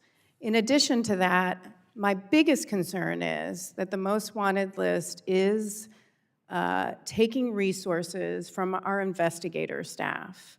And right now, 50% of our most wanted list is on highway safety. Our recommendations don't change whether we have a most wanted list or we do have a most wanted list. Our recommendations will always be there. But to staff the 50%, that's highway safety, we're using 7 investigators to help do that from our Office of Highway Safety. We can't continue to do that. We have to make sure that we are working to carry out our core mission of accident investigation. So I've asked one of my colleagues to take a look at the most wanted list and to recommend something else, whether it's something on our website that communicates our recommendations, but currently it's not something I think we should continue to support. Mr. Chairman, my time's expired. Sorry to go over. Thank you. Next would be Mr. Stanton. Thank you very much, Mr. Chairman.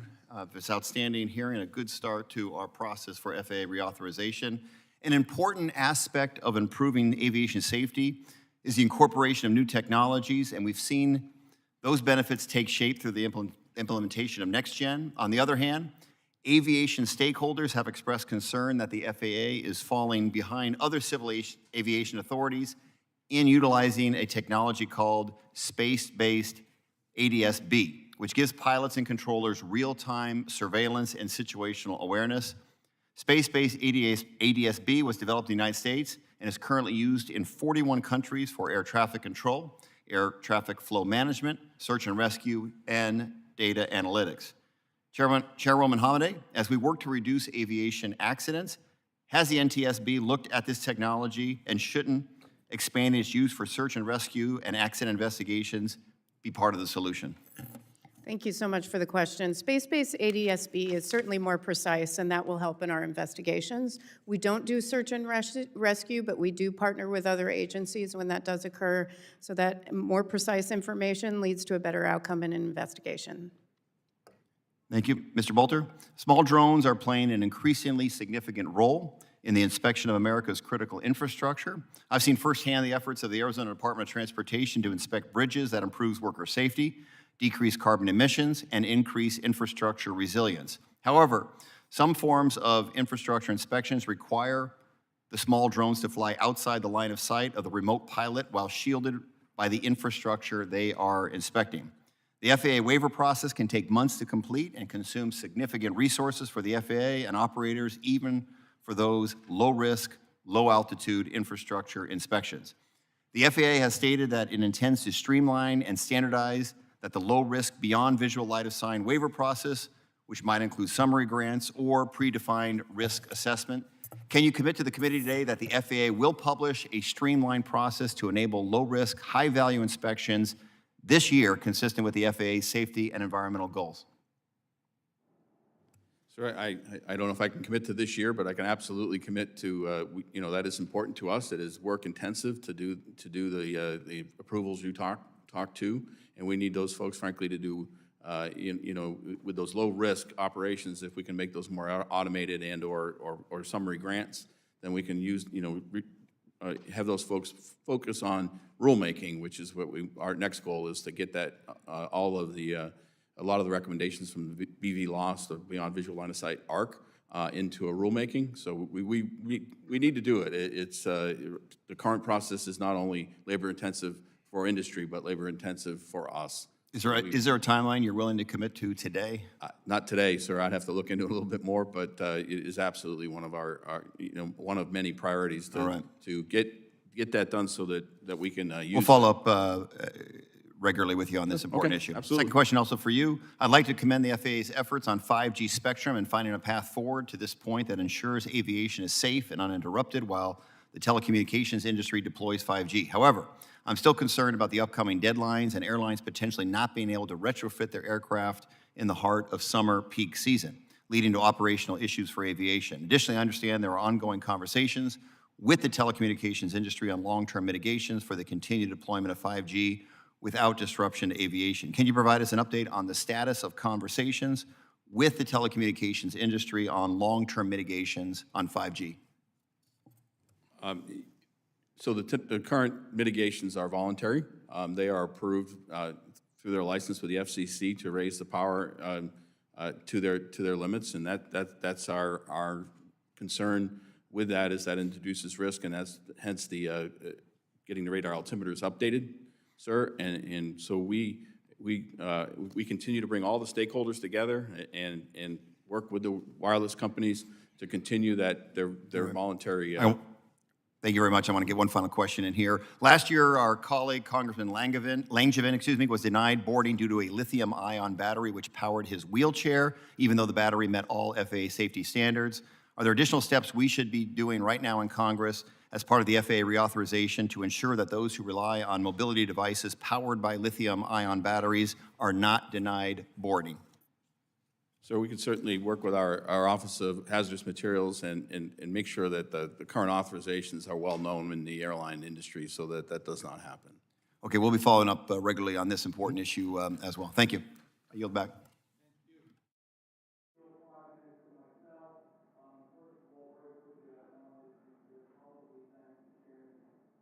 I want to publicly thank the chairman for appointing me as vice chairman, and I look forward to working with all of you over these issues, both the members as well as people that are active participants.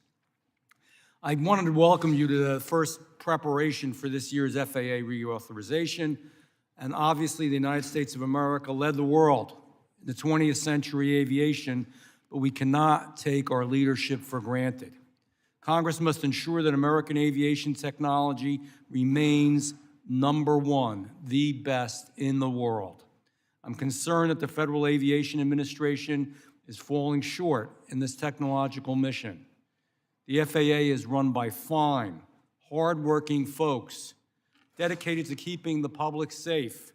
Often their jobs are made more difficult by a bureaucratic agency structure that was designed over 60 years ago, if we go back in time. This has led to disturbing trends of underperforming technology projects, including our drones, and even the notice to the air mission system. As Congress drafts authorization legislation for the FAA, we should examine how the agency's outdated organizational structure contributes to these recent technological disappointments. The FAA came to the Congress in 2021 asking for help with its organizational structure. The FAA claimed it needed new tools to coordinate the integration of advanced aviation technologies. This year's FAA bill is the opportunity to develop these tools and set the agency up for real success. I have introduced a proposal that solves the coordination problem by evolving the next-gen organization into an Office of Advanced Aviation.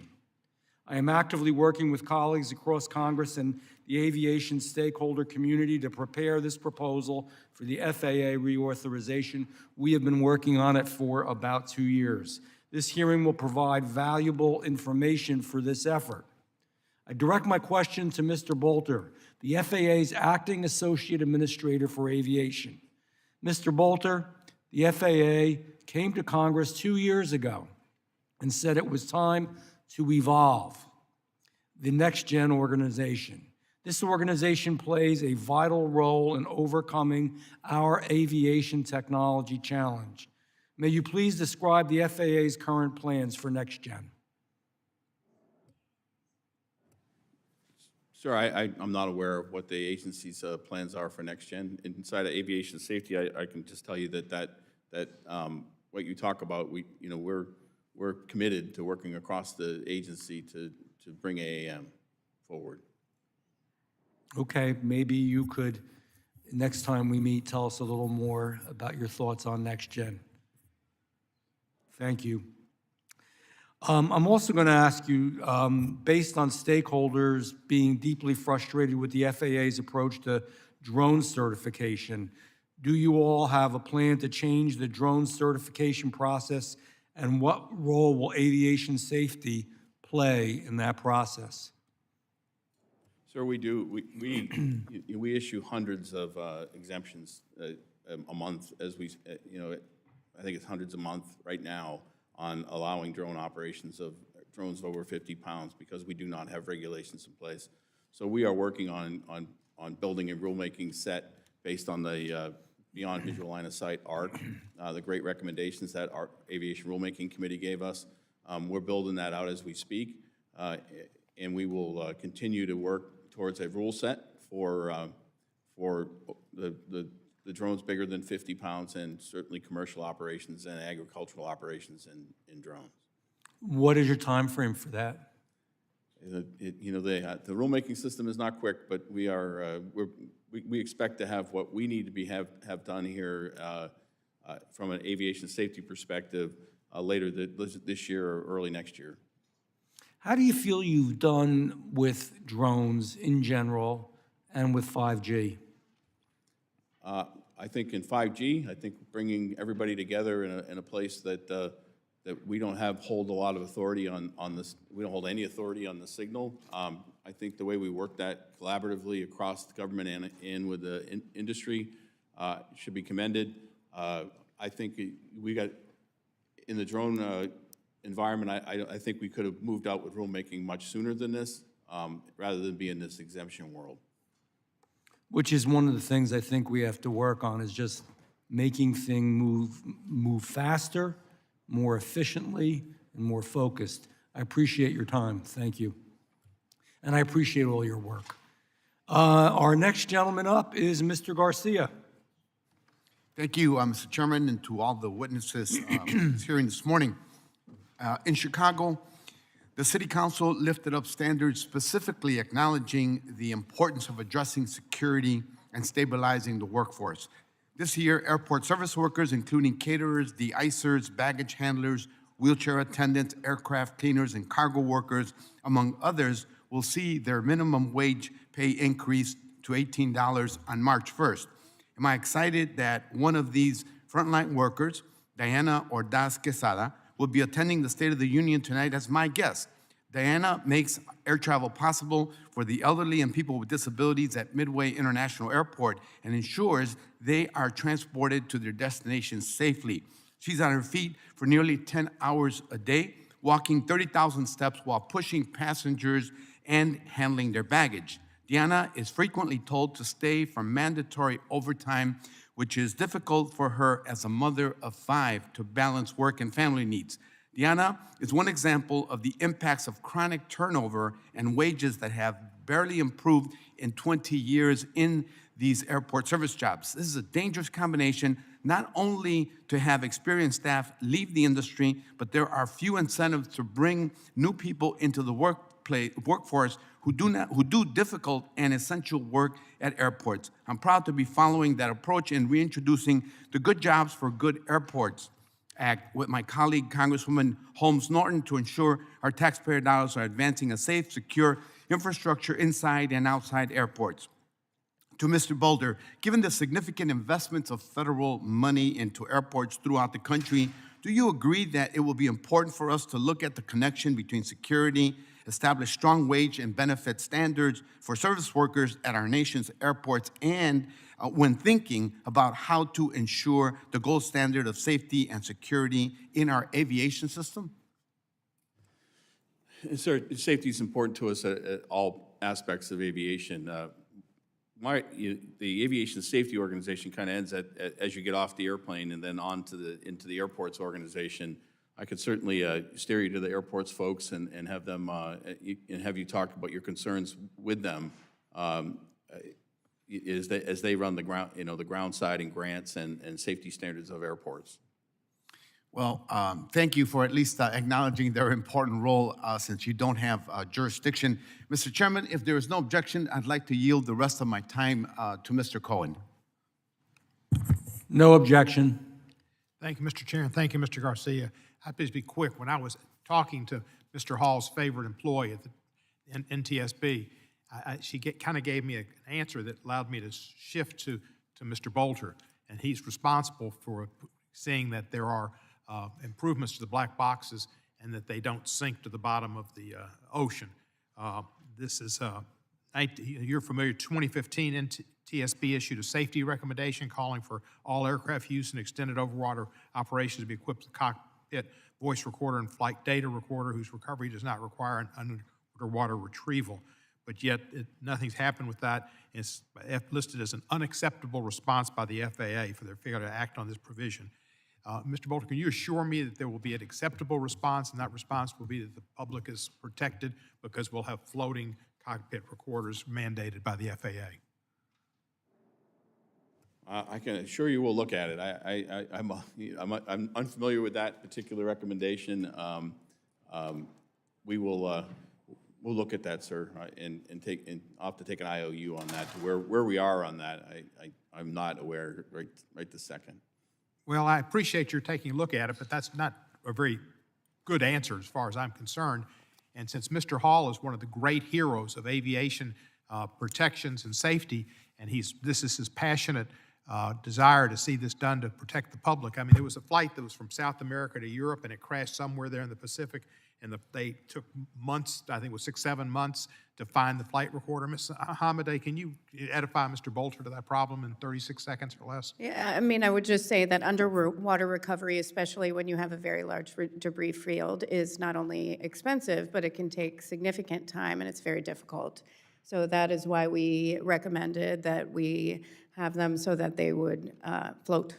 But it is open unacceptable, and hoping that FAA can take action. So the FAA could save a lot of money and maybe save some lives if they did this. Save a lot of money, save a lot of time, and get us to what happened after a significant tragedy sooner. Thank you, Mr. Bolter. I assume that'll be a yes answer now?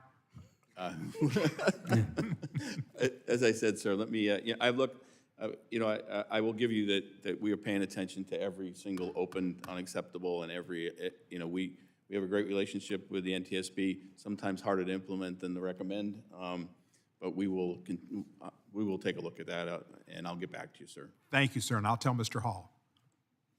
Thank you.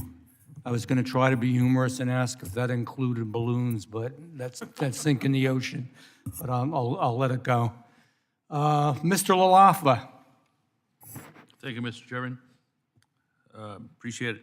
I'm glad we're getting a good prompt start on our hearings for FAA reauthorization, so we do this properly and thoughtfully as we wind through the beginning of this session. So, again, I just bounced from another committee, so I hope I'm not asking these too redundant from what's already been covered today. I've been concerned about pilot training and pilot availability and such. My information has that we're about 8,000 pilots short of a full complement nationwide. And of course, that makes it much more difficult on the pilots themselves being asked to do even more. And it affects routes. And I would, my concerns especially of rural routes, small airports, things like that.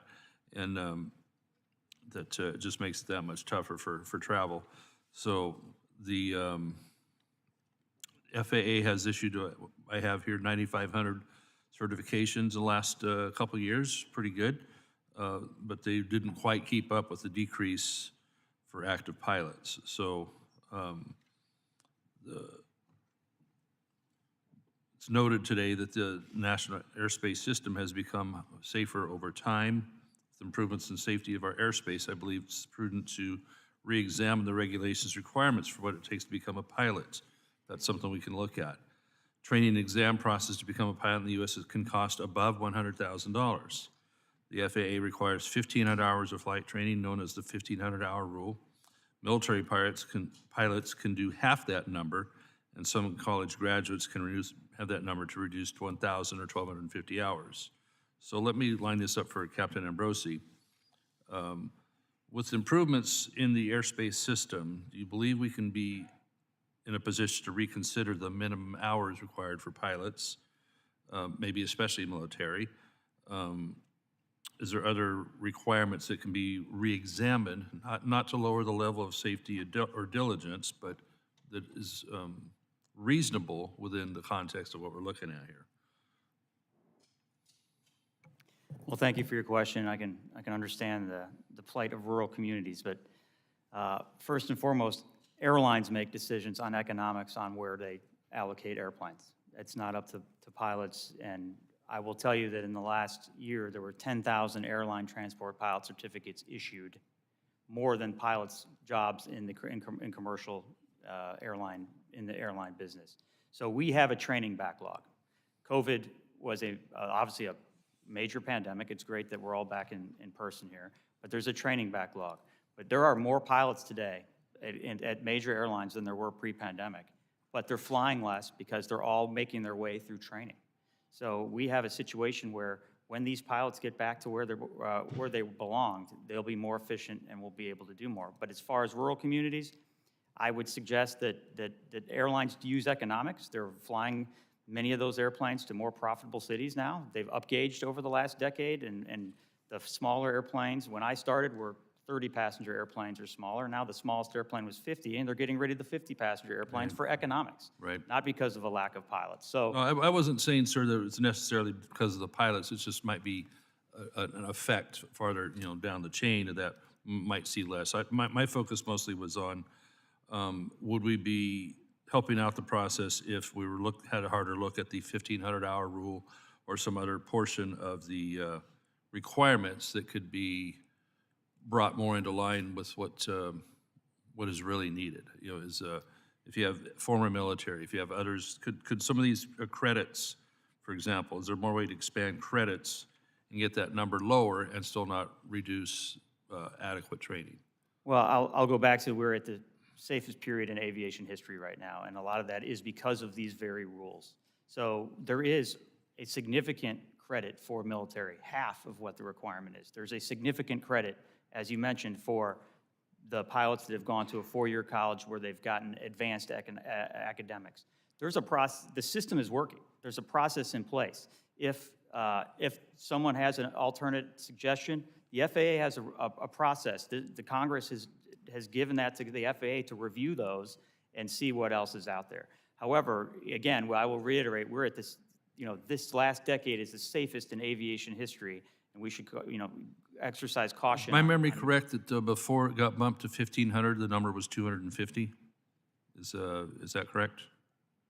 I don't recall there being a specific minimum. You had to have a specific licensing, so it would have been about 250. And I can tell you from personal experience, sir, that I was a captain at a regional airline flying that 30-passenger turboprop with pilots that had 250, 500 hours as new hires, and I could qualify that as on-the-job training. And the traveling public does not deserve to have on-the-job training in an airliner, regardless of whether you're flying in and out of a large city or a rural destination. All right, thank you. I yield back. Thanks, Mr. Chairman. Well, thank you, Mr. Chairman. I appreciate all of our witnesses for being here. Mr. Bolter, I'm right here for you. I wanted to also discuss the NOTAM system because FAA recently reported to us that it would take until 2030 to complete fixes and modernize the system. And given that you're relying on vintage technology, which I think was y'all's term, that timeline seems unacceptably long to me if we want to maintain our edge in aviation safety. And so I wanted to acknowledge that the FAA budget is the same at $3 billion a year that it was in 2009 for these kinds of improvements.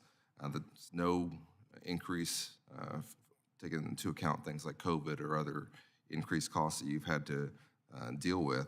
I understand the FAA is seeking $29.4 million this year to modernize NOTAM.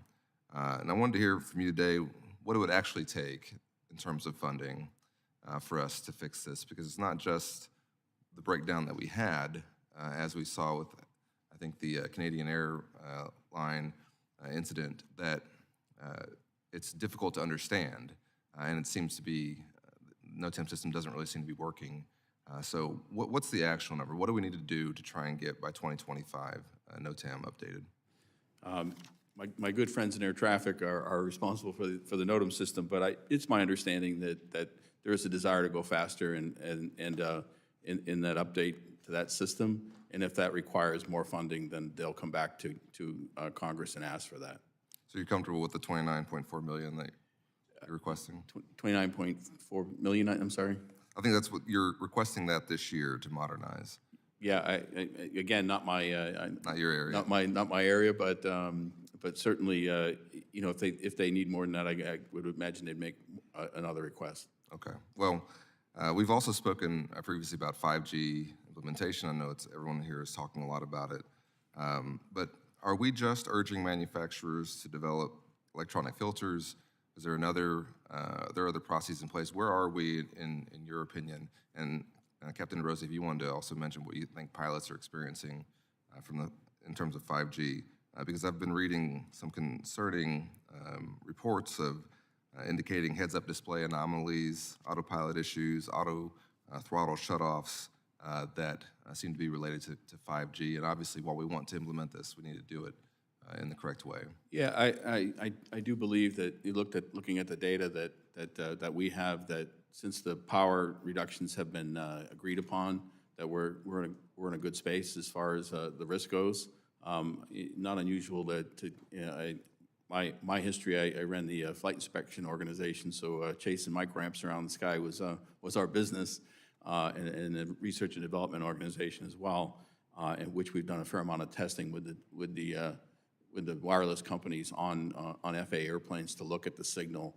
At the reduced power reductions, we're confident that we've limited to very, very limited on any interruptions, and we are getting reports from pilots, and we keep that open, and we look at every single one of those reports. So I think we're very comfortable there, and we're comfortable with what we're doing to the poor performing radar altimeters. Those are the ones that we're updating, right, or the airlines are updating currently.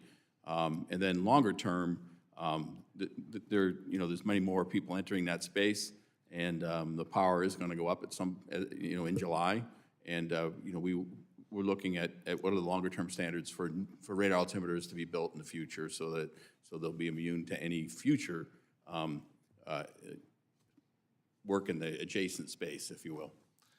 Captain, I have about 1 minute left, and I wanted to ask you to weigh in on that if you can, just from what you're hearing from your colleagues, but also diversifying the pilot workforce, not just by race, but by gender, getting more women into the workforce.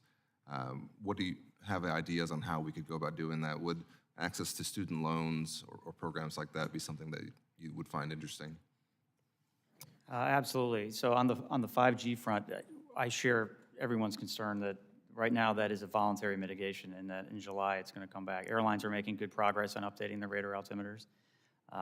Congress could consider in this reauthorization forcing collaboration between the FCC and the FAA, so hopefully stuff like this doesn't happen again, because this is obviously a safety problem. As far as diversifying workforce, we absolutely support federal loans. We're a profession. Other professions get federal student loans for advanced degrees, and largely we're not in that. So by extending that financing, it is expensive to become an airline pilot, but we are trying to broaden our diversification. I personally, I'm trying to turn our organization into embracing the next generation of aviators, and I think that's essential. So we're happy to work together on whatever we can do to do that, because we want our workforce to look more like or represent the communities we serve. I apologize. Thank you, Captain. I yield back. Thank you. Next will be Mr. Westerman.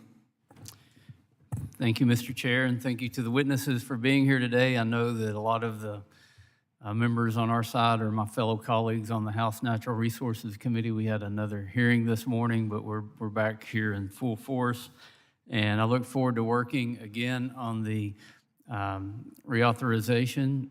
And I was here in the last Congress under Chairman Schuster that reauthorized the FAA, and I know that there's a lot of work that needs to be done, and also know that both Chairman Graves, full committee Chairman Graves and the subcommittee Chairman Graves have placed a strong emphasis on general aviation, which is important to my state and to my district. And Mr. Bolter, I know that you're not in the air traffic control, or not an air traffic control specialist, and I'm hoping you can pass this along and have a colleague in the air traffic office follow up with me. I have a small airport in Mena, Arkansas. You may have heard of that. There was a movie made about it.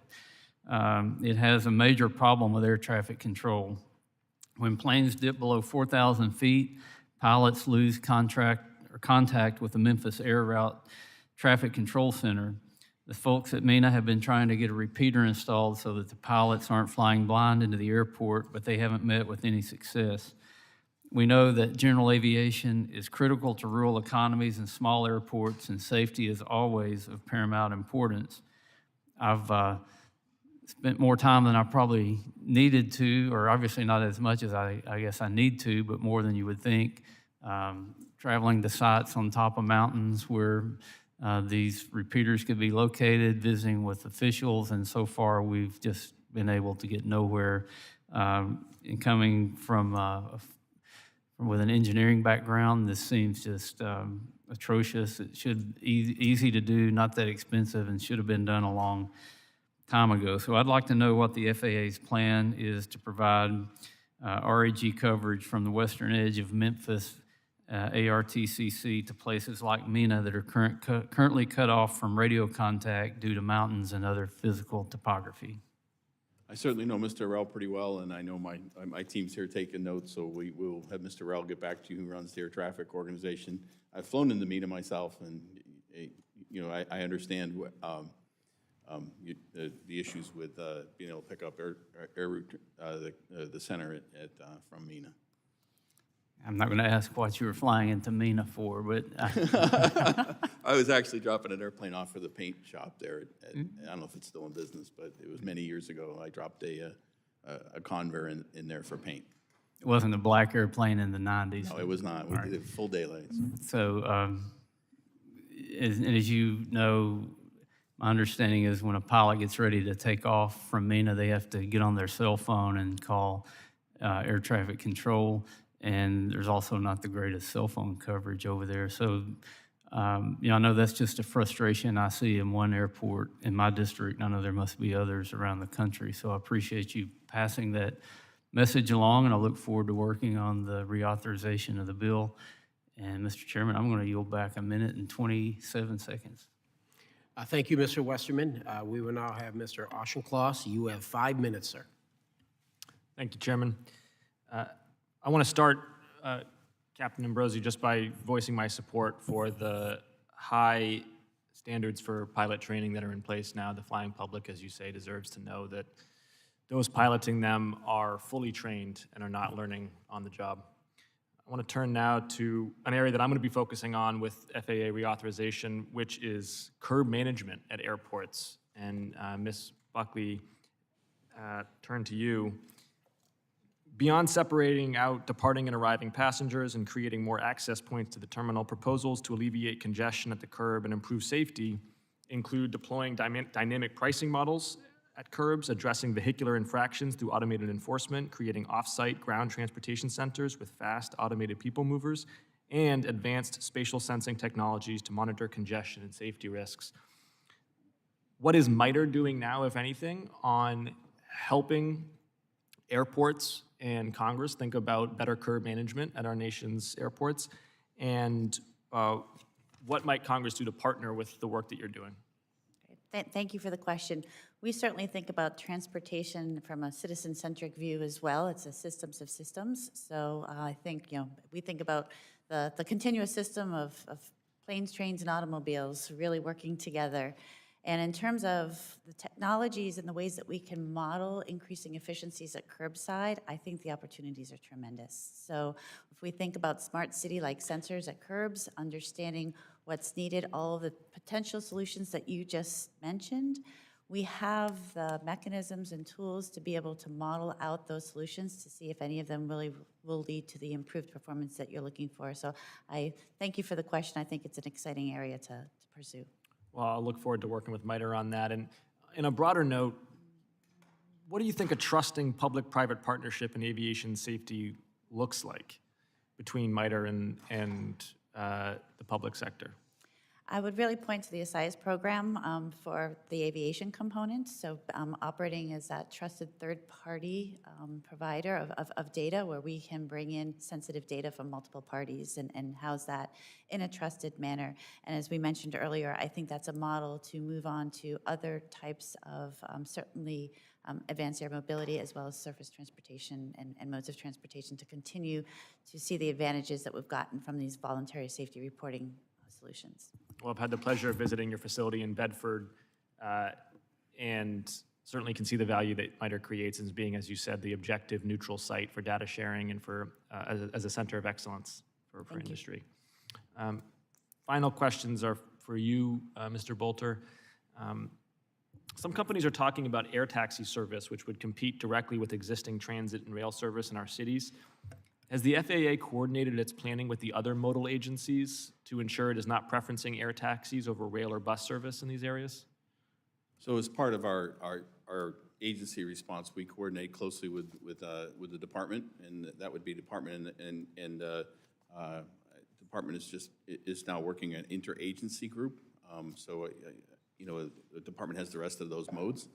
We would fully expect the department is working on that. I don't know personally, but I do know we were looking not just at AAM for getting them into the sky, but as a department, making sure that we understand the infrastructure around them. I'd encourage that cross-modal collaboration to continue at the state and local level. And then finally, commercial aircraft are traditionally thought of as large jets or turboprops. If eVTOLs become a reality, that perception may change. And in fact, many companies are already advertising for future commercial service through our cities in 4 to 8 passenger planes. What steps is the FAA taking to ensure that these smaller aircraft provide the same level of safety that we have today in our skies? So the certification of those devices are under our current rule set. That obviously they have some unique characteristics that we're but we're able to pull from rotorcraft, pull from fixed-wing aircraft, and then some unique standards for those, so the design is safe. And that's the rule we're building right now, the powered lift. So you have airplanes, you have rotorcraft, and we're building an in-between category of things that can do both. And we're learning This is the how 10 to those are negative working, 9. right? But we're also not giving up what we've learned all these years Right. on how to build a good regulatory structure for operations. So we're putting them in the middle, but they benefit from a little bit of both. Right? And I know the Europeans are doing this as well, and I would just encourage the FAA to work from first principles on what we decide and not just fast follow the Europeans, which I'm not saying we are, but. No, we are, we're going to fit that into our rule set, and, we expect to have that done in the fourth quarter of 2024. I yield back. Thank you, sir.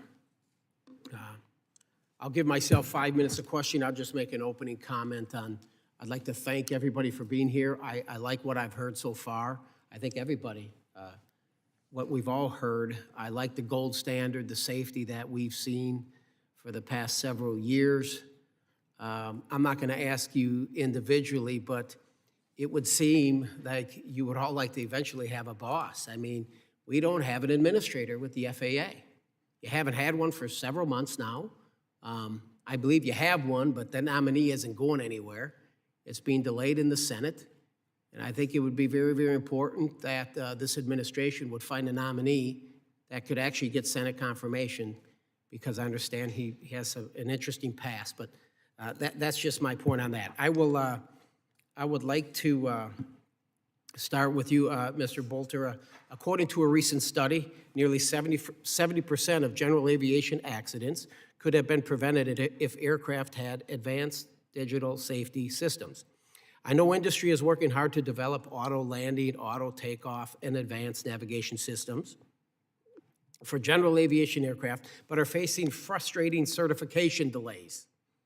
A primary cause of delays is that various lines of business at the FAA must be engaged in reviews and often don't communicate effectively. So what is the agency doing to ensure that FAA lines of business better coordinate and work towards performing concurrent reviews on these life-saving technologies? I can only speak for what I'm doing and our team is doing is that, we're looking at these as projects, right? That's where we are with AAM. We're looking across the agency. If it requires cross-agency coordination, it's a project. We're going to treat it as a project. We're going to expect, that it continue to move along, depending on its priority. These are life-saving, some of the auto land and some of those things, emergency landing systems that are being built are really are game changers, right? We do, and we agree with you that the general aviation accident rate is too high.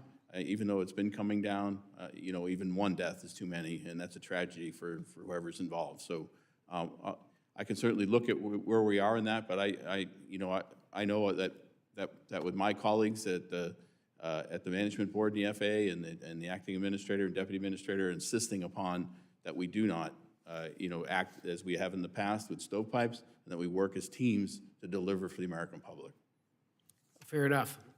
Mr. Bunce, I want to thank you, Colonel, for your service in the Air Force. It's my understanding your bio, you're from Wisconsin. Southern Wisconsin, where is that? Where are you from? Milwaukee, sir, but I'm a passionate Packer fan like you. Yeah, got to get rid of that quarterback. He's no good anymore. Get rid of the quarterback. Gamma has significant experience working with companies seeking FAA certification for advanced safety systems. In previous testimony, sir, you explained that certification delays are often caused because the FAA doesn't have the correct group of technical experts engaged early in the process. Can you explain how this issue impacts the certification of new entrants and advanced safety technologies by the FAA? And how would you suggest, sir, this committee utilize the upcoming FAA reauthorization to address this problem?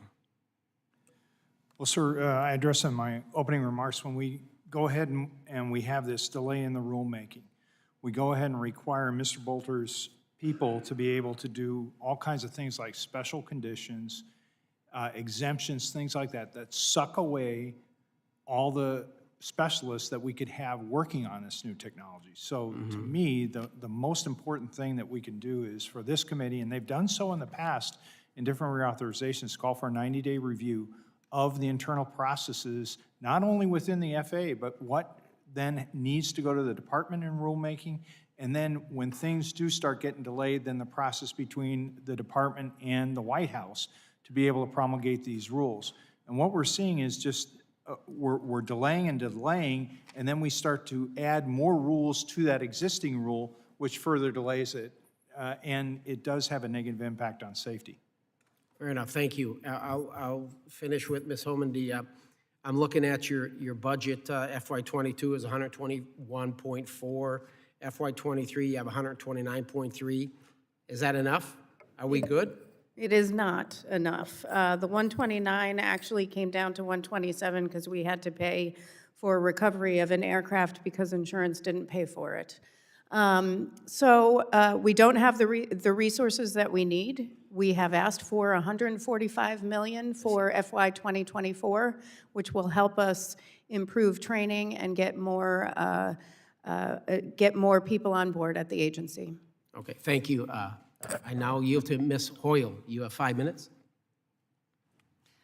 Thank you, and I want to thank everybody for coming and testifying today. That's really interesting. So in recent years, airlines have attempted to carve out their workers from state and local labor protections, including minimum wage, work and rest breaks, medical and family leave, arguing that the Airline Deregulation Act of 1978 preempted any of these labor protections that are below the federal level. Such an act would severely impede airline worker recruitment, which there are already issues with. Federal preemption of state and local labor standards would also force workers to rely on Congress to intervene in labor disputes, as we saw with the recent rail strike. So my question is for Mr. Bolter. Would you oppose enactment of any language that would preempt or lower airline labor standards? And if so, why or why not? Thanks for the question. Unfortunately, that's way out of my lane of aviation safety. We're interested in certainly fatigue and other things for flight crews. Other parts of the agency, our legal department, we could have government affairs get back to you and answer that question for you. I think it's important because, again, worker protections, making sure that people feel safe, that will help us in recruiting staff, which, again, I think is important. And to that end, we've also seen, since the COVID-19 pandemic, a lot more assaults of airline workers and flight attendants, significant rise in assaults. There were almost, there were thousands and thousands of unruly passengers in 2021, 2,359 unruly passenger reports in 2022. So, as part of the 2018 FAA Reauthorization, Congress mandated that air carriers develop employee assault prevention and response plans to address violence against frontline aviation workers. While most airlines have submitted plans, the FAA does not believe they have the authority to enforce them or hold airlines accountable if they do not submit these plans. So, again, Mr. Bolter, would the FAA support legislative language to clarify the FAA's authority to enforce mandatory employee assault prevention and response plan? Right now, crew members can receive voluntary advanced self-defense training to ensure safety and integrity of the cockpit door. Would the FAA support mandatory self-defense training for all airline crew members? And certainly, safety of the airline workers, or any worker, frankly, in America, is paramount. I'm not sure that where the FAA line is. I'd have to probably talk to the legal department, but certainly, we onboard aircraft once boarded. Most of those outside of that are handled by law enforcement. But once boarded, then we have taken a zero tolerance policy for in-flight. And the most egregious cases get referred to the Department of Justice. So thankfully, I believe the numbers are coming down, at least the last I saw, a little bit, but even one is unacceptable for treating an in-flight crew anything other than with respect and dignity. Thank you. And final question, we've talked about trying to recruit more pilots, and there are barriers, whether they're financial barriers, and they're significant. And in Oregon, we have some pilot programs that have really worked well to get more representation from underrepresented communities, rural communities, people that, you know, aren't affluent to get into, to become pilots. So happy to talk to you about that. But for right now, as you said, I personally don't believe we should lower standards, but you have a lot of people that are in training. What do you think about, or would you support increasing the airline pilot retirement age, especially to have them mentor new pilots coming in, provided that they can show that they have competency to still fly the planes? Well, thank you for the question. It's a solution that's in search of a problem, and it puts an uncertain risk in the environment. So it goes beyond just raising the retirement age, which hasn't had enough study. What does happen, though, is the most senior pilots fly international operations. So those pilots will not be allowed to continue flying international operations past the age of 65. So those pilots will be forced to come back and fly domestic flying on a smaller piece of equipment, thereby going through another training cycle, a very training cycle that could have been for a pilot that's coming up that has a longer-term ability to fill that position. So it's going to create a shorter-term problem for the airlines and a training problem in that period of time. So it's more of a problem than any solution it would offer. Thank you. Now, Mr. Mast. Thank you, Chairman. I want to thank you all for your testimony. Good to see you all, many of you again. Some of us have spoken recently. Ms. Homendy, you and I have spoken already. My questions are reserved for you, so the rest of you can relax for a couple minutes. You're aware of the issue I'm going to speak to you about. It's literally grave concern because of fatalities in numerous communities in Florida. The only real tie to aviation is that they're planning to tie this train to Orlando International Airport. But I want to talk to you a little bit about NTSB, the Brightline train, and just try to understand something about NTSB is my goal in this conversation. NTSB reserves its investigations for crashes where you can learn something new about transportation world, something unique is happening. I have a pretty correct understanding there? We have a specific statutory mandate, and on rail, it involves a serious, a fatality or a serious injury. It includes grade crossings, but they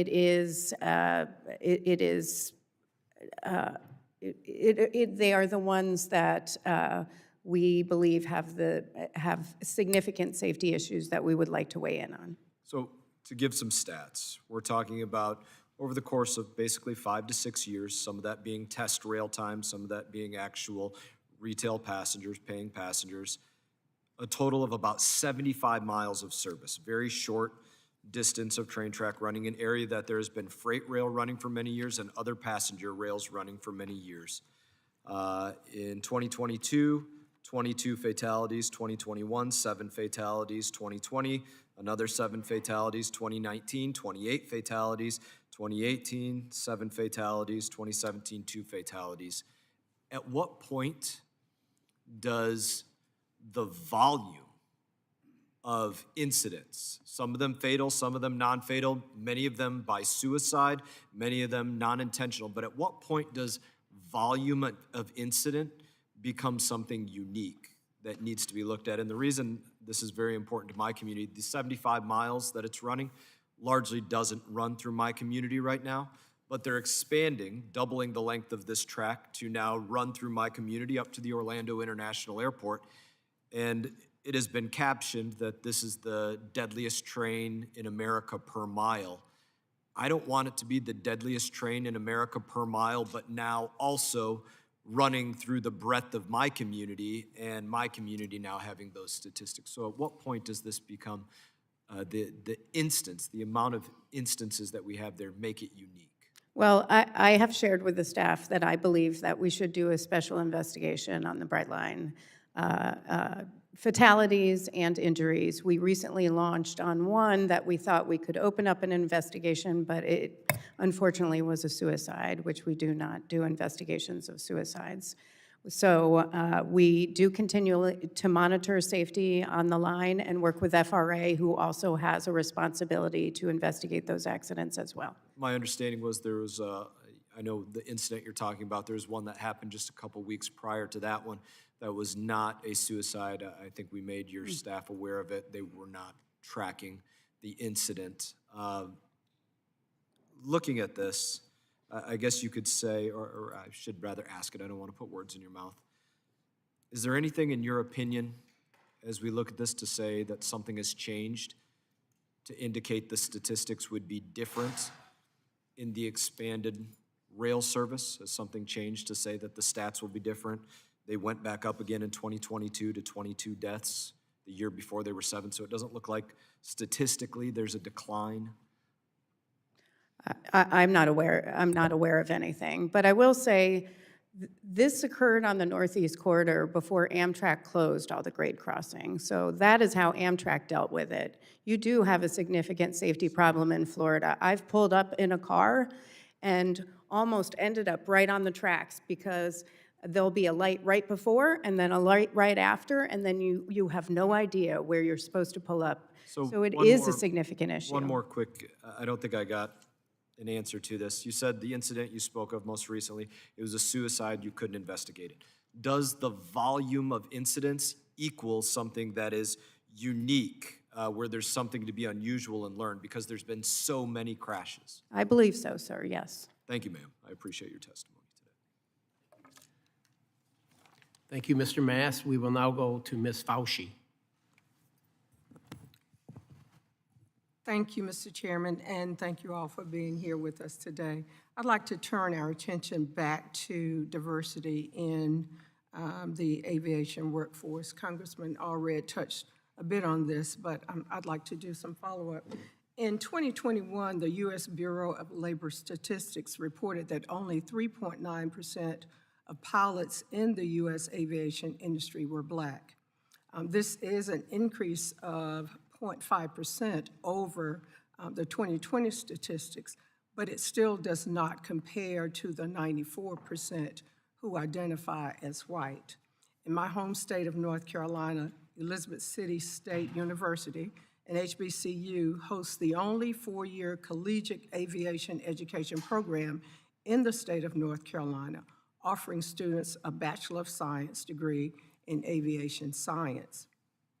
With 5 different concentrations to choose from, graduates of this program go on to work for large commercial airlines, defense contractors, federal agencies, and more. This program at ECSU is one of few aviation education programs offered at HBCUs across the nation. But it is programs and partnerships like this one that are helping to diversify the aviation workforce. So with that being said, my first question today is for Captain Ambrosi. Can you talk to us a little bit about how the Airline Pilots Association is working with airlines to diversify training programs and the aviation workforce as a whole? Well, Representative, thank you for the question. So, as I stated earlier, we absolutely believe in a more diverse workforce. Airlines, from Delta. Delta Airlines is partnered with universities to try to increase more diverse workforce and get more folks interested, trying to reach out to the community largely to get a more diverse workforce interested in it. It goes beyond that, though, because as we've spoken, there's hurdles to entry based on expense. It's very expensive to become an airline pilot. It's a great profession. Fortunately, we've negotiated some excellent contracts, and the regionals are starting to pay more. So now people see a light at the end of the tunnel and say, if I'm forced to spend this time and this effort to get there, I will get somewhere someday that I can have a means to pay back any kind of student loans that we get through this program. But we absolutely support federal legislation to put student loans, our profession, in line with other professions that allow student loans to become an airline pilot, thereby bringing more in from the communities we serve in a more diverse workforce. Thank you for that, and a similar question to you, Chair Homendy. Your written testimony discusses your goal of hiring additional personnel and right-sizing your agency. Can you discuss any diversity efforts the agency plans to take when achieving these efforts? And also, what resources are needed from Congress to achieve this? Absolutely. Thank you very much. We are working to implement the executive orders that we have developed strategic plans to hire and recruit and maintain a diverse workforce. That means a great deal to us. I have appointed a chief diversity officer, and in addition, internally, we are working with HBCUs and others to hire and looking to expand who we're working with to recruit employees to the agency. And one follow-up, and what are the consequences, in your estimation, of not investing in the NTSB's workforce now? Yeah, our workforce is the same size as it was in 1997, and we have a great mandate. Every time we get a increase, most of that increase goes to the annual pay increase for federal employees, which is also needed, but we need to expand our workforce, our training for our workforce, to accomplish the mission that Congress has tasked us to carry out. Thank you, and I yield back. Thank you. We will now go to Mr. Stauber. Thank you, Mr. Chair, and I think that Chairman Graves opened this hearing up to talk about the bipartisanship, the opportunity we have. I truly believe that, and I have all the faith in both our chairman and the ranking member. I have respect for both of them. So I'm looking forward to this healthy debate. Tim and Jordan are probably the only ones in this room that know this.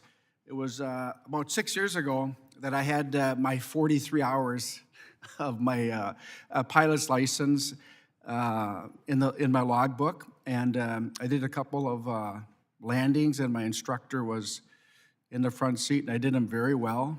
And Captain, you probably know this, that first solo flight, I was so glad she didn't have me come to the ramp and get out and say I'm on my own, because I haven't soloed yet. And unfortunately, run for Congress and serving the people of the district have my private pilot license has eluded me. But I have to say, I am thrilled to be on the TNI committee and the aviation subcommittee. We talk about the gold standard. Every witness here in your testimony, it's all about safety, making sure that we bring the gold standard to America and then show the world as well. I really appreciate all of your testimony. As you know, or some of you may know, and this is I'm gonna start this question out with Captain Ambrosi. The NOTAM system or NOTAM system that we know has failed. Mr. DeSania and I have championed that out of the House. It passed 424, I think, to 406. So it's a high priority. And by the way, it passed out 4 years ago too. It seems like this is more urgent, and I urge you all to contact your senators to get this across so we can get that task force going to make it better. Can you just describe the current NOTAM system and some of the concerns, and how important is it that the Senate takes this up so we can get that task force up and running, and we can do it very quickly? Well, thank you for the question, sir. First, go get that pilot's license. All right? Okay. All right. So the NOTAMs are essential. We have a very complex job, and getting information and processing information is essential. And I fly international. I go across the ocean. Let's say I'm going to Milan or Venice. I have information from not only the departure but the destination and every spot in between that we need to process. So without NOTAMs and that information, we can't do our job. So it's essential. Now I support what the action they took to restart the system. There's a system and a backup. I'm not going to profess to be at an engineering level on how the actual systems work, but they did what they needed to do in that moment. But it shows that there needs to be an emphasis put on funding and resources to make sure that system is improved and reliable going forward, so that we don't have a disruption like that. I think that you talk about funding. We can talk about funding, but we also need leadership at the senior levels, and not just changing the name from Notice to Airmen to Notice to Air Missions. If we just have a name change, we're going to have the systemic failure like we did on in the January 10th and 11th. So I think it's important that we bring that up. So, Mr. Bolter, I want to ask you the same thing on the NOTAM system. What are some of the changes that you'd like to see, and some of the recommendations that have come to you already? So obviously, as the captain has said, the NOTAM system is critical to operational control at an airline. We require an airline to have all information regarding that flight, both the dispatcher and the pilot, to agree that that flight can be conducted safely based on the information available, to which NOTAM is a huge part of that. So everybody inside the agency understands the criticality of the NOTAM system. From a safety perspective, while unfortunate that system caused us to go to a ground stop, allowing flights to go without appropriate information we wouldn't be living into our safety standard. With just 30 seconds left, I think that we have to really understand that, and I'm asking you to talk to your senators, because we can get that task force up and running maybe before the FAA even reauth. It's that important. We can't have another failure. And I just want to say in my last 20 seconds, I can't tell you how much I appreciate all of you and your input into making our aviation the safest. And we're going to have robust debates, but I believe that we're going to continue to lead the world with the exceptional experience that we have. And I talk to my pilot friends all the time. It's about safety, safety, safety, both below the wings and above the wings. Thank you all, and I yield back. Sir, as a former flight instructor, I hope you'll get that solo done. Thank you. I now yield 5 minutes to Mr. Desagne. Thank you. I want to be able to jump in and thank my colleague for working on the NOTAM bill and the success we've had. Mr. Bolter, Jennifer, it's nice to see you, and thanks for recognizing our work. So I want to talk about that. When Air Canada happened, you will remember, because it was at SFO and I'm a neighbor, went to the tower, talked to the people who operated there, talked to the pilots, talked to many of your predecessors about the NOTAM system and why it was ignored in that instance. So we've all talked about safety. I agree with you. We should really be proud of what we've done. But in that instance, we came within 59 feet, according to your investigation, Jennifer, of having the largest air disaster in the history of the country. Subsequent to that, in the last FAA, we worked together. We got a lot of good things in there to make sure some of the things that had that risk happen were remedied. The thing I'm concerned about is NOTAM and human factors, and the fact that this keeps coming up. And I'm haunted by the ghost of Richard Fenneman, if you can remember who he was, and the Minority Report from the Challenger discovery, where he said he called it institutional deviation, where NASA knew the O-rings were going to fail. Since we just had the anniversary of this, it's top of my mind. And his genius, Nobel Prize-winning physicist, saying the institutions knew that it was going to fail, but they looked past it, institutional deviation. My frustration with dealing with FAA and your staff, to tell you the truth, to make sure they're doing what Congress told them to do. We just allocated $30 million to upgrade the system in the appropriations bill and the omnibus. So, Mr. Bolter, how can this committee and the two authors of the bill and the chair and the ranking member make sure that you're actually implementing this and sending the message out that the recommendations from NTSB are being done, or we're going to have a disaster and all of the statistics will go away. All the public will remember was that we brought this up over and over again. We funded it, and I'm worried that we're hoping it'll go away. We need to make that exclamation. And Captain, I'd love to hear your response if we have time. How do we make pilots who are highly trained make sure they have confidence in that system? Because we also know from the research that once highly trained people, whether it's in healthcare or aviation, start to question the system, they just by human nature don't pay attention. So what are we doing, and how can we make sure that you're doing it right? Safety, obviously, sir, from the administrator on down is our North Star, as he likes to say, and we're doing everything we can, whether it be NOTAMs or whether it be these two events. Really, the NTSB's teams are out on those two events, and we're looking at it from pilot performance piece of that in aviation safety, and I know air traffic is looking at those last two events. No one takes it for granted that these are serious events, and we need to double down on what is it that's causing these. What have we missed in our voluntary systems? What have we missed in our data that would cause these? It always makes us. I'm gonna interrupt you, and I'd love to follow up with you, but I understand how these hearings go. Ms. Hohendy, could you comment? Thank you very much. And it was devastating what could have occurred at SFO in 2017. From the human factors standpoint, our recommendation on NOTAMs is, so it's not just about the NOTAM system, it's what's in a NOTAM.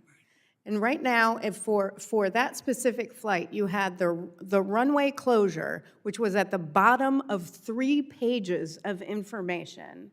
So as a human being, as a pilot, you have to make absolutely sure that the flight crew knows that what you're presenting to the flight crew, how you're presenting it, and that you're presenting the most critical information that they need.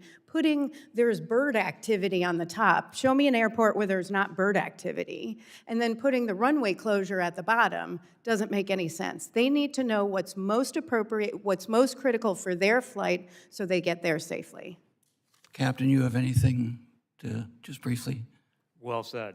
I couldn't agree more.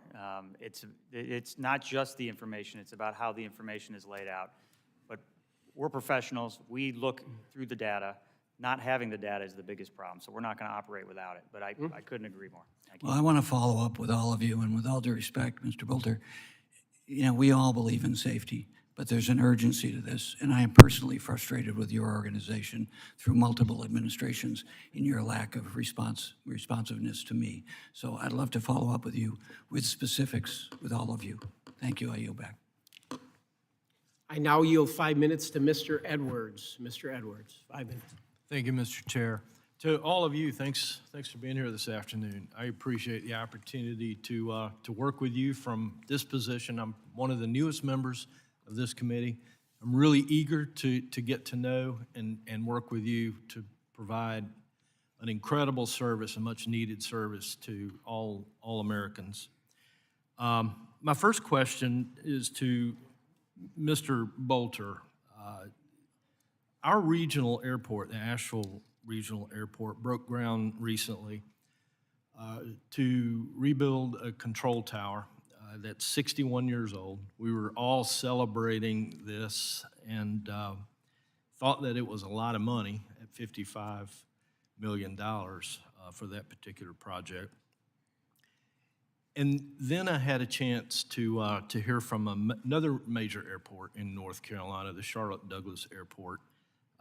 They're working to break ground on a new runway at a cost of about $1 billion.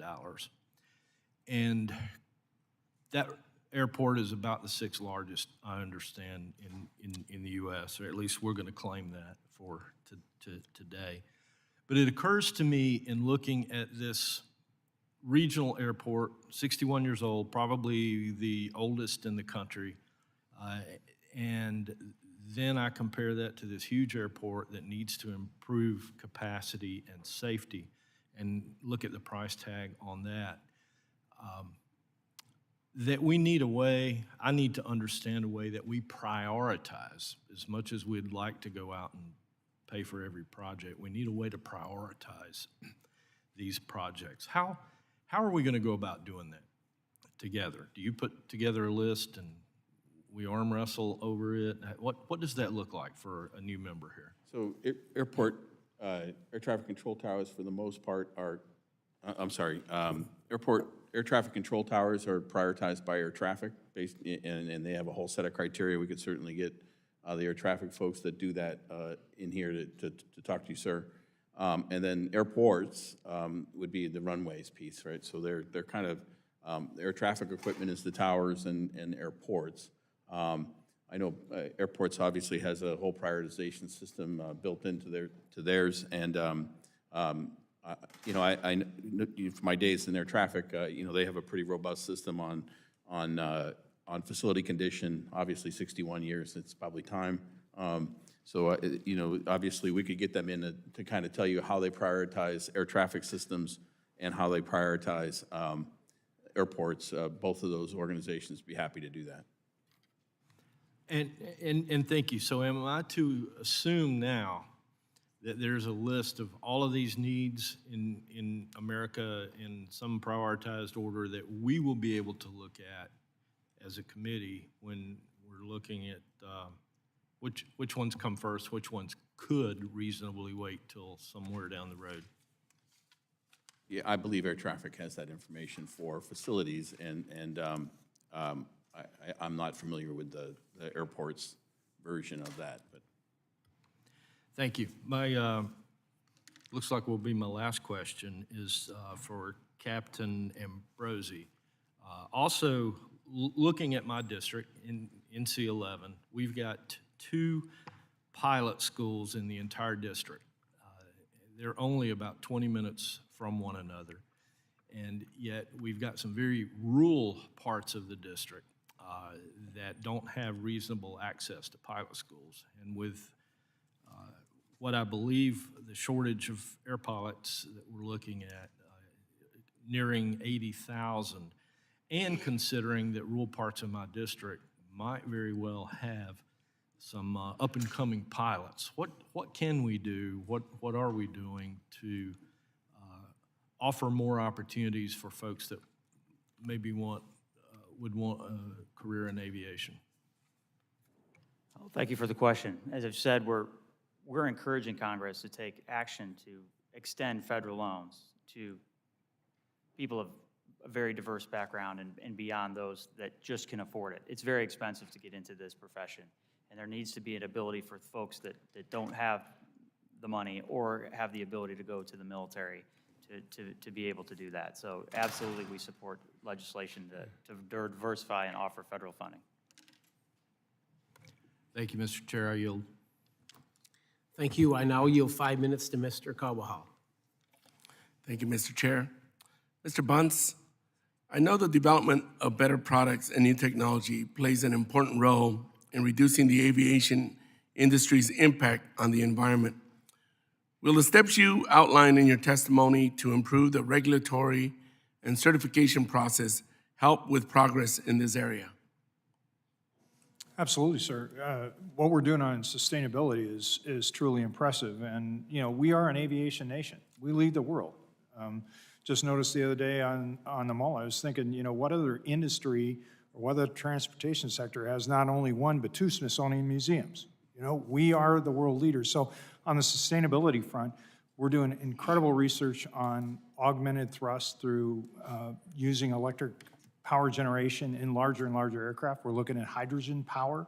We're being able to go ahead and look at lighter and lighter capability using fly-by-wire technology that really leverages, as you make the airplane lighter, you extend range.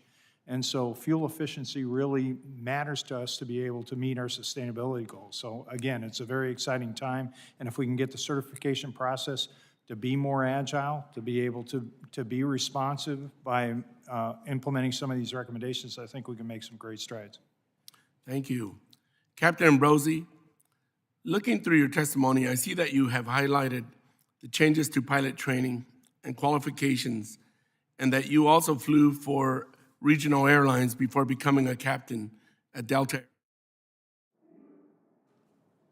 Can you explain to the committee how you built your flying hours and how pilots generally develop flight hours prior to receiving their ATP certificate? Yes, sir. Thank you for the question. I, like everyone at this panel, love aviation, so I was excited as a young man to go to a 4-year aviation school where I did an advanced aviation degree, and then I flew flight instructed. I flew helicopters for a lengthy period of time, flight instructing and doing commercial photography, exercising the privileges of my commercial certificate. I flew multi-engine airplanes, teaching folks how to fly on that. I transitioned to Atlantic Southeast Airlines. It was back in the day we called them commuters. Now they're called regionals. But I flew a 30-passenger turboprop. I got hired probably 1,800 to 1,900 hours of time of mostly commercial flying. At least 1,500 hours of it was commercial flying. And there I flew a 30-passenger airplane.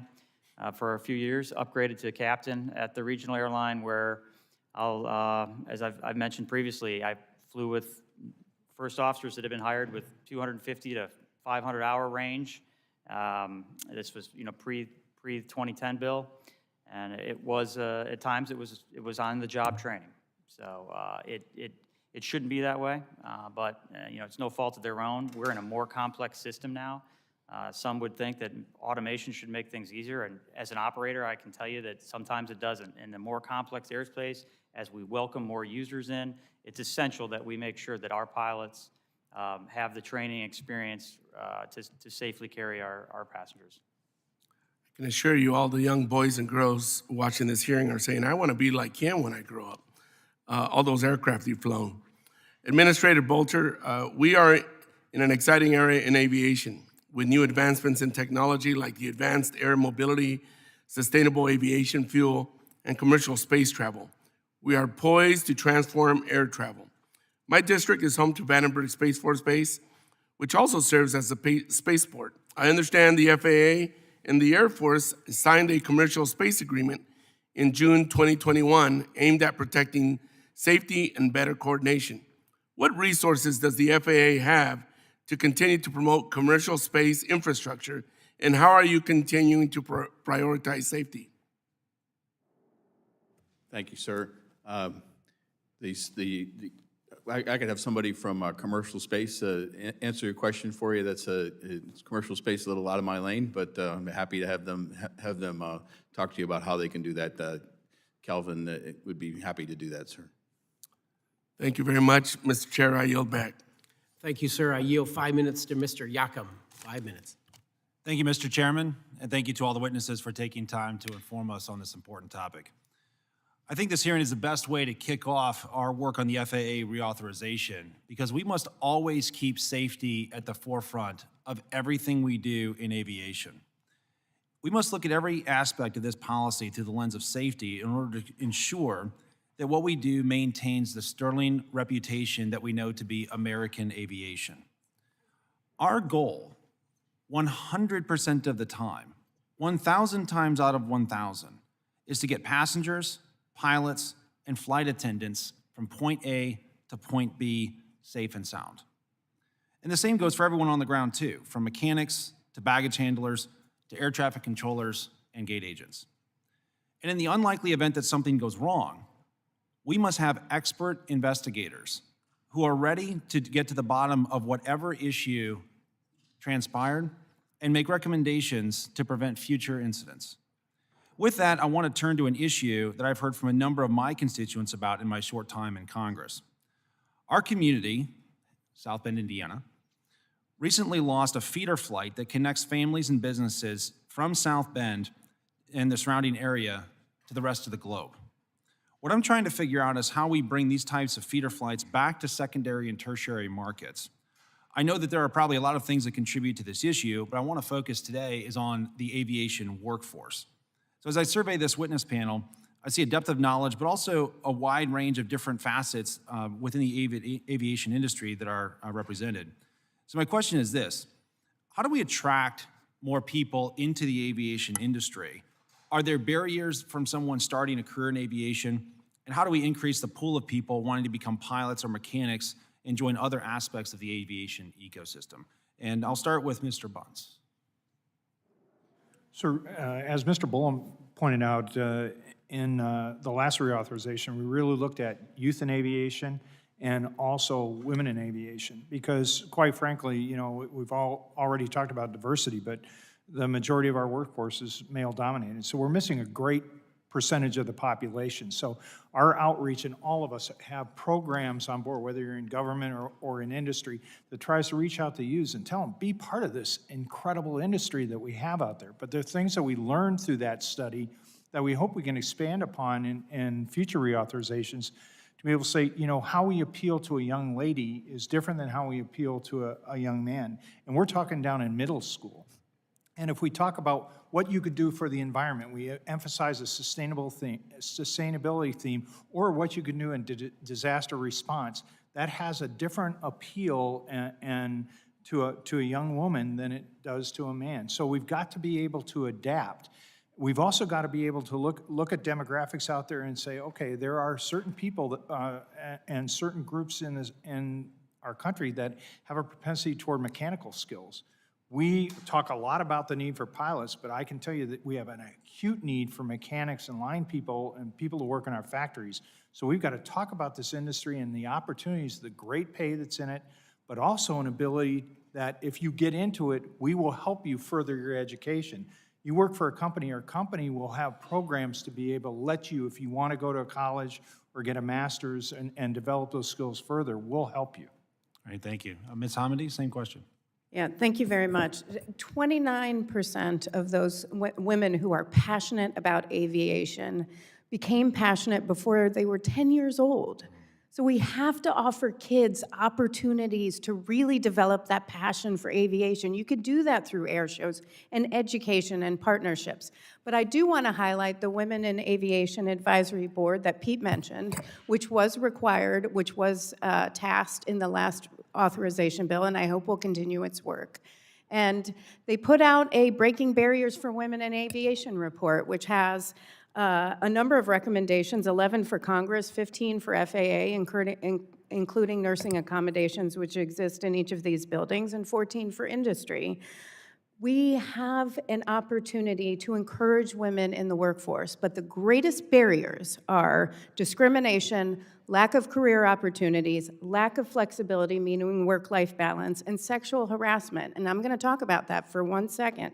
71% of women in aviation experience sexual harassment, 81% witnessed it, and 51% were retaliated against for reporting it. We have to address these issues because we want to encourage women, we want to encourage kids to come into aviation. It is a fact that I am only the fourth woman to serve as chair of the NTSB since 1967. And we have a workforce of less than 3% of mechanics are women, less than 9% of pilots are women, less than 17% are air traffic controllers, 19% dispatchers, CEOs, 3%. We have an opportunity, and this aviation industry is so great for work. And I want to work with the industry and work with Congress to see how we can enable kids and women and others to really get excited about aviation, because now is the time. And as a father of 2 young girls, I could not agree more. Mr. Chairman, I yield back. Thank you. Ms. Patello, you're recognized for 5 minutes. Thank you, Mr. Chairman. I'm very pleased to be here as the new vice ranking member for the Aviation Subcommittee. It's a real pleasure to be here. And I represent Alaska, and for Alaskans, aviation really is just the way that we get around, the way that we get our goods and services, the way we go to the doctor or the grocery store. It's really a critical enterprise. And we're always looking to ensure that we continue to improve aviation safety, as well as ensure a thriving aviation industry. These are essential to both the smallest villages and the biggest cities that I represent. The other thing, everybody knows this, but safety really is all about teamwork. And as we work towards an FAA reauthorization bill this Congress, I want to make sure that this committee recognizes that achieving safety means ensuring we have the right processes and standards in place, the right infrastructure investments, and the right leaders at the table, both nationally and locally, to advance aviation as a whole.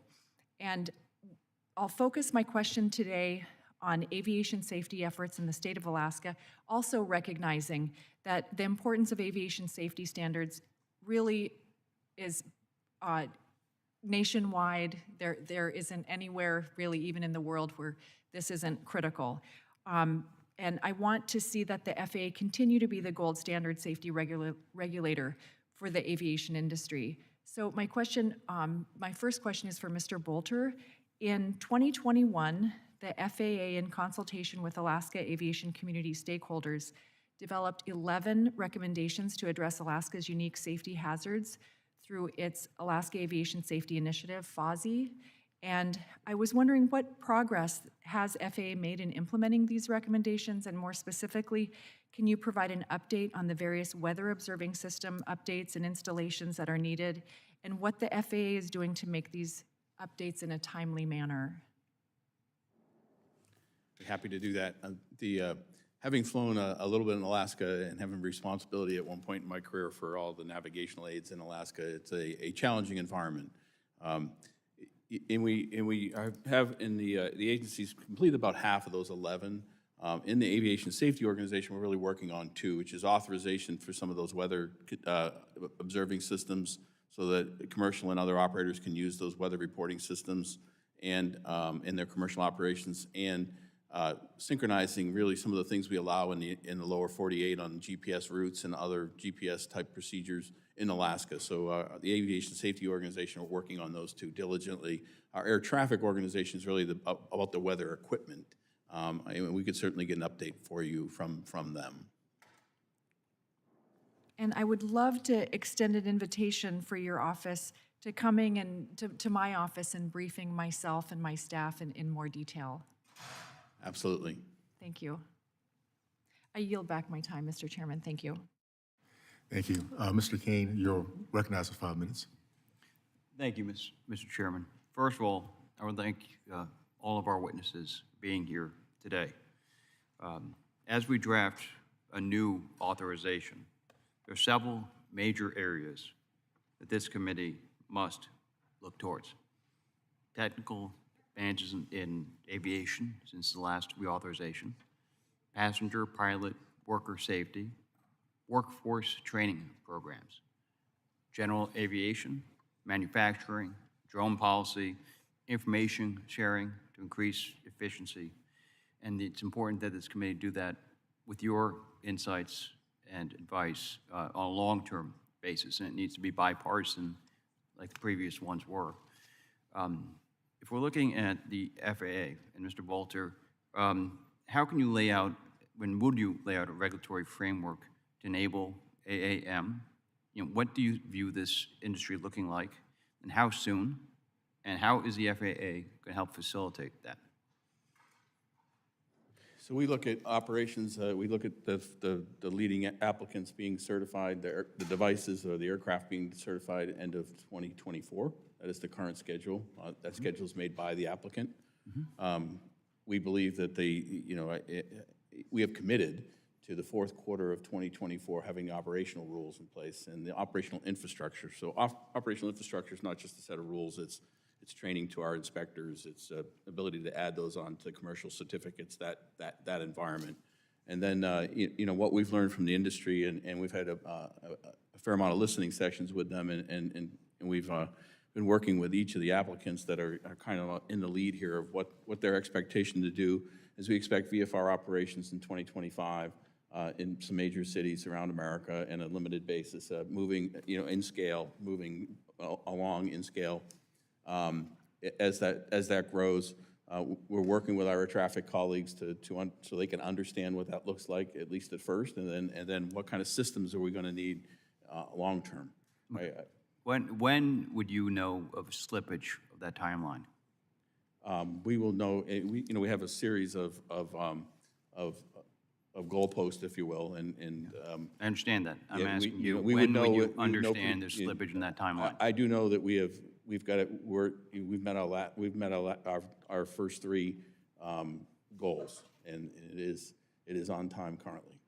Okay, thank you. If I may, also, Dr. Buckley, what visions do you see that can help the FAA do its job, and that we as Congress should know exist, and when we're looking at the regulatory framework? What we really look for is what does it need to us to transition to this modernized environment so that we can operate a safe NAS. And what I would encourage Congress and the FAA to consider is what is that risk and dependency trade-off as we move forward to adopt some of these new technologies. It's not easy. There's a lot of demands placed on sustainability, things we have to get right now, but then transition where we need to be. And I think it is that thoughtful trade-off at the enterprise level that that I would encourage all of us to look at as we continue to think about the future. Thank you. And Mr. Bolter, how will the safety management systems requirement for Part 135 operators and tour operators improve safety for the passengers? You know, safety management systems are a systematic approach, and it moves us on the oversight world to a looking at risk versus looking at strictly compliance, right? We want compliance, and we want operators to holistically look at risk across their organization, identify that risk, and then put mitigations in place for that risk. So it will change the way we've seen our relationship with the major carriers change, and it's a risk-based system. We keep asking them, what are you doing to identify risk? What are you doing to control risk? And it is really a change in the way we think. Now, the challenge for us, of course, in this is scaling it from the single pilot, single airplane person to large operations, and we're beginning to work through that as the rulemaking moves forward. Okay. Thank you. Thank you, the other members of the panel. I yield back my time. Thank you, Mr. Chairman. Thank you. Mr. Moulton, you are recognized for 5 minutes. Thank you, Mr. Chairman. And thank you to all our witnesses for sitting here so long. I know these are long hearings, but we appreciate you and all that you do. Piston-powered aircraft produce 70% of the total lead emitted into the air nationwide. There's no safe level for lead in our children's blood. The research on leaded aviation fuel is very clear. It's harmful to the health both of children and adults. We also know lead can have significant impacts on academic performance for children as measured by end-of-grade test scores, and I'm consistently hearing concerns from my constituents about leaded fuel. I understand that unleaded fuel for small piston engines is not yet cleared for use. The safety of the flying public is a top priority for the FAA, and we cannot risk prop planes having sudden engine failure because they're using a fuel that wasn't rigorously researched and tested. That's why the FAA's EAGLE initiative, that is the Eliminate Aviation Gasoline Lead Emissions Initiative, is critical. After a massive undertaking from the aviation industry last September, a new unleaded gas was finally approved for certain small planes. In 1973, before I was born, the U.S. began to phase out leaded gasoline in cars until it was fully banned in 1996. It's well past time we put safety first and stop endangering the health of our constituents with leaded fuel. So, Mr. Bolter, what is a reasonable timeline to fully eliminate leaded aviation fuel? The goal of the EAGLE project is by 2030. As you said, we have already approved in a limited amount of airplanes a particular compound that does replace it only in those airplanes we've approved it in. We'll continue to look at folks that come early to market. Without a drop-in replacement, though, then the whole infrastructure around fuel, whether it be, is very difficult if you have certain blends in certain places and doesn't meet all the airplane's needs. So while we've approved that, we continue to approve that fuel for others as it is safe as in those particular aircraft engine combinations. We'll continue to do that, and we'll continue to work with the EAGLE initiative with industry to not only find a replacement for 100 low lead, but the infrastructure required to be able to deliver it to the airports. And do you think that 2030 is a goal you're going to meet, or are we going to miss that? Obviously, sir, if this was easy, we'd have done it by now. But it's when you have engines from 1920 to 2023, it is a difficult problem. But I'm convinced that with industry, if we put our heads together and we really get the right experts in the room, I believe we'll make 2030. If we were to devote more resources to this, could we speed up the timeline, or don't think that's realistic? I'd have to look into that, sir. Okay. Until the cost of unleaded fuel is cheaper than existing, it'll be a hard sell to pilots and airlines. And is there a plan to actually bring down the cost of unleaded fuels to be more comparable to leaded fuels to help with this transition? Pete, I don't know if you have anything on the economics of that, but I certainly Mr. Bunce? Sir, one fuel has a supplemental type certificate. There's actually 3 other fuels in the testing process. So up at the FAA Tech Center, we're testing 2 in what's called the Piston Aviation Fuel Initiative, so they're going through that pathway. So certainly, the Congress has funded that program, and we hope that that continues until they get through that testing process. Once we have more fuel out there, obviously it's supply and demand. So if we've got multiple refiners that are producing the fuel in different places in the country, the price will go down. But one of the big factors in the cost of the fuel is the transportation of it. If you've got to truck it a long distance, that adds cost. So that's why it's got to be refined in different sections of the country. There's really, on the West Coast, if you look at what's happening, get fuel up in Alaska, it comes from actually down in the lower 48 where we've got to ship it up there. So transportation adds a lot of cost to it. So I understand this is challenging, but America put a man on the moon faster than this initiative is going to get done by 2030 from when President Kennedy said that's where we're going. So I hope we can all work together to recognize and realize this goal for the safety, not just of the flying public, but for everybody else in America. So thank you all very much. Mr. Chairman, I yield back. Thank you. Ms. Chavez de Reymar, you're recognized for 5 minutes.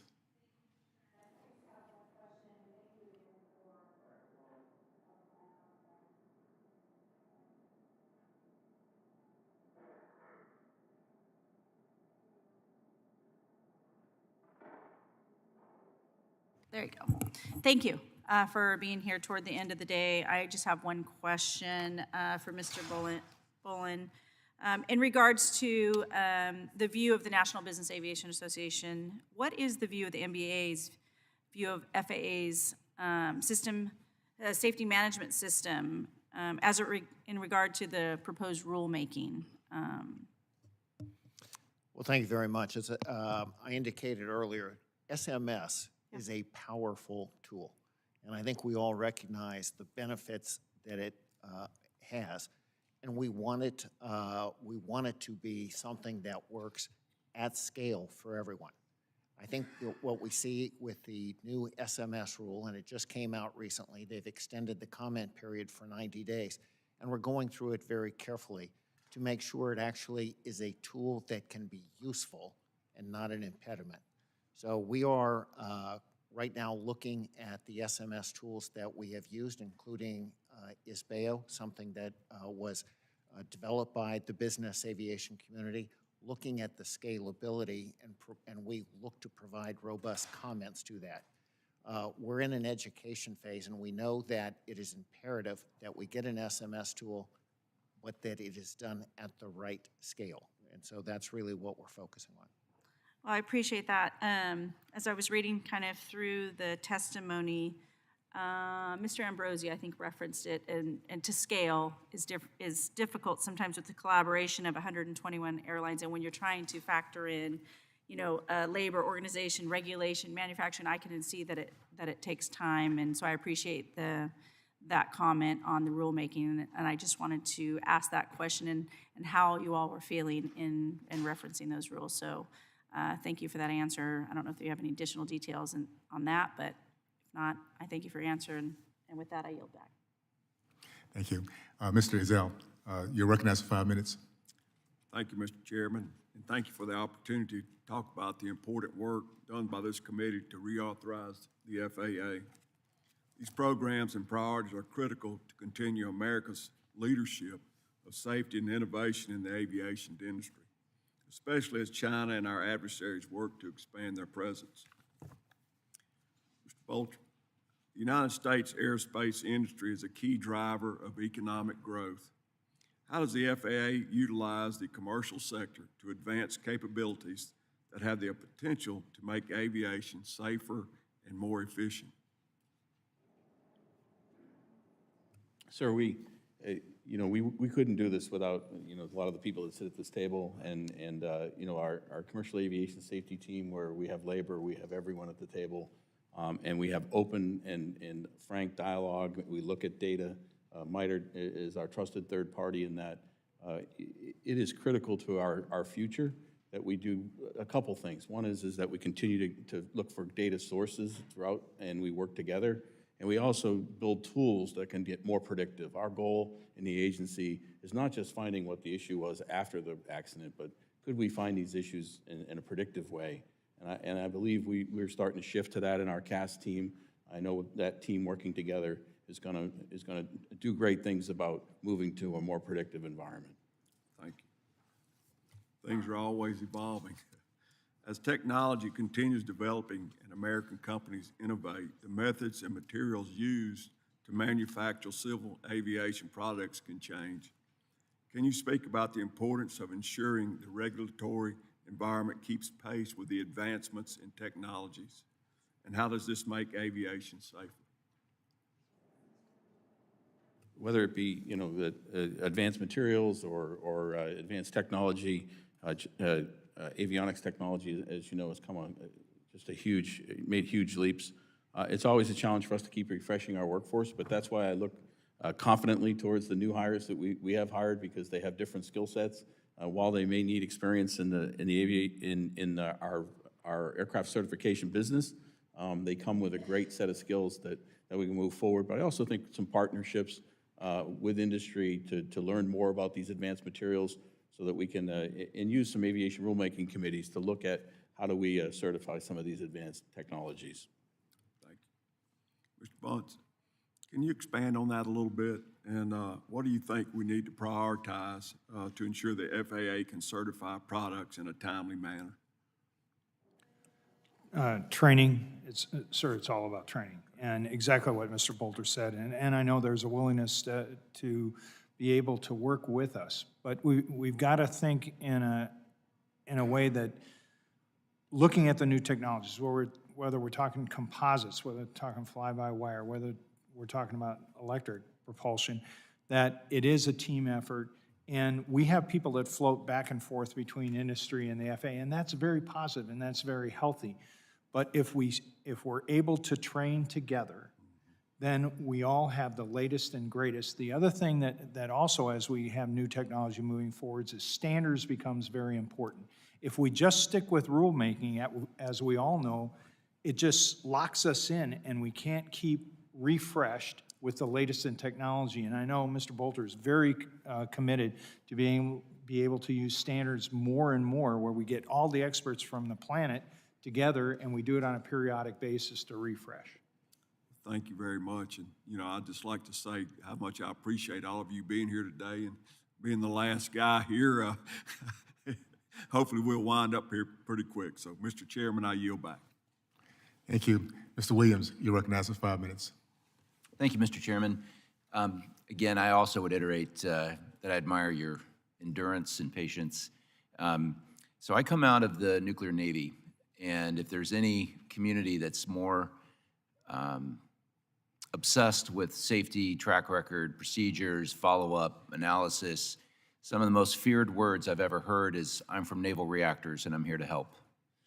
So yeah, I appreciate that you're focused on safety. I think I can relate to that culture from Admiral Rickover.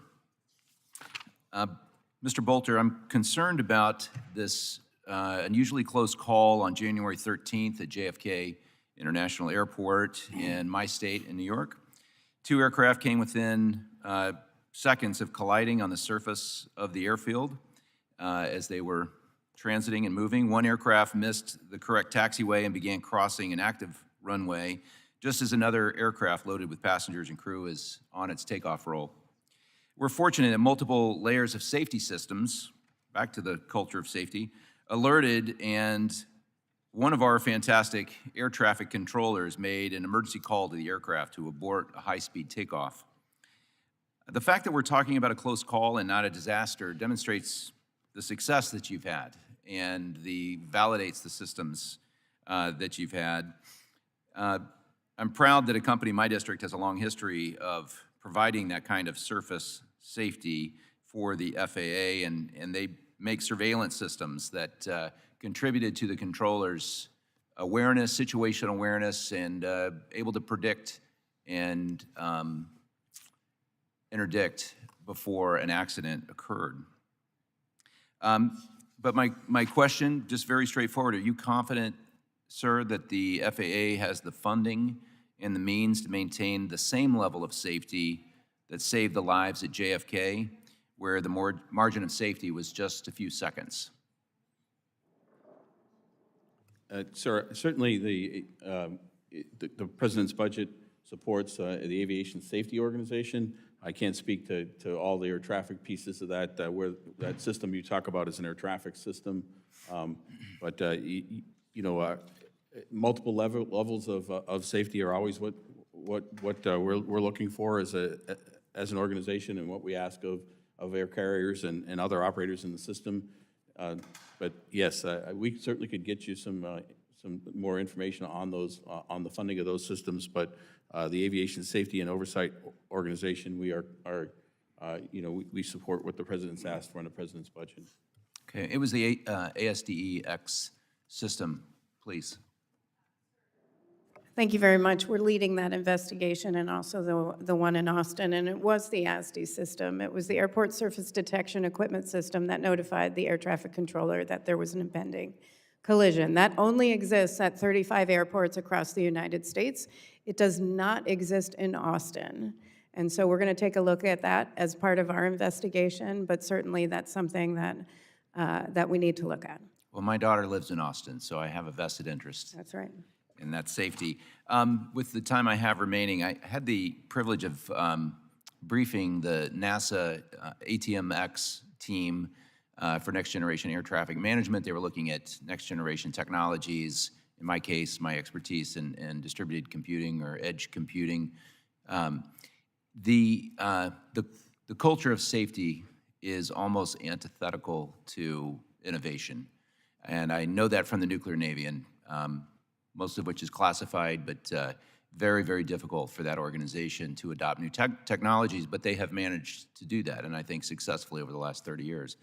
Can you point me to any program or team, specifically not within NASA, but within the FAA, Mr. Bolter, that really is tackling this conundrum between innovation and safety? Because we're not talking about a new technology, we're talking about an entirely new system of technologies, and I'd just be eager to learn more.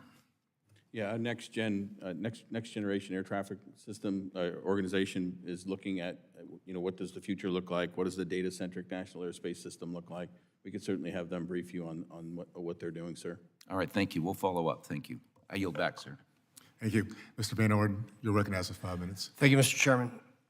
Mr. Bolter, thankfully, in your written testimony, amongst all of you, you've mentioned safety approximately 400 times. And it's critical because we need to make sure that safety remains paramount. But we heard the word security no more than 15 times. And Doctor, I want to thank you. You did the best job, I believe, out of any of the panelists or the witnesses during your verbal testimony, bringing out how incredibly important this is. So, Mr. Bolter, on January 26, your colleague, Acting Director Nolan, presented a debrief to a bipartisan group from this committee referencing his decision to shut down all air traffic in the country for a period of approximately 2 hours on January 11th. During his remarks, he mentioned that the FAA had a two-person integrity, or TPI, for anyone who could potentially manipulate software code in the legacy NOTAMs database. I asked him a very straightforward question. That being, was the TPI policy pre-existing in relationship to this incident and was ignored, or was the policy implemented following the incident to prevent it from happening again? Now, unfortunately, he chose not to answer this question and said that you had an ongoing investigation and that you would follow the facts. I asked him the question again, he refused to answer. So immediately following this, my staff worked with the committee to discover that, in fact, you did not have a two-person integrity policy in place prior to this incident, and that it was implemented following for mitigation purposes. Now, I laud your decision to do so, but I take exception that we had to find this out independently. So by exhibiting a remarkable lack of forethought by not having a TPI policy in place prior to this instance, the FAA left our entire nation's air industry in peril. So I'm thankful this was a case of poor management and delinquent policy standards as opposed to a malicious actor targeting aircraft, our aircraft control systems. Because I don't know if our aircraft would be flying today if it were. So I'm going to ask you a question and then a follow-up. Have you initiated a key nodal analysis of your NOTAM systems within systems, including the legacy database and the user and systems interfaces between these entities to identify any other single point of failure or vulnerability? So the Aviation Safety Organization has not, but my understanding is that the Air Traffic Organization is doing a deep dive on that system. Okay, so did you just tell me that the FAA is not doing a nodal analysis for your No, NOTAM sir. systems within systems? No, the Air Traffic would be doing that analysis, and I'm sure, and they're currently in the middle of that investigation with So our who's IT. directly responsible for the NOTAM system itself? Is it the air traffic controllers or it's Air you guys? Traffic Organization Okay. owns the system, and obviously our IT organization is involved as well. So you understand that they're doing this, but you don't know this for certainty? I do not. Okay, please do me a favor.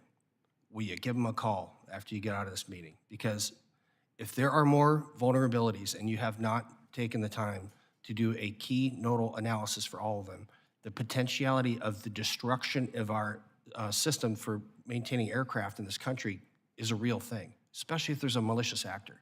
So I think of all the things we talked about today, that this should be like number one on your list to take care of this. So I would like you to report back at some point in either written form or a phone call to me, I don't care, that this is being initiated, to what level it's going to be initiated, and when the anticipated completion of this investigation is, because this affects every single human being on the planet that flies an aircraft.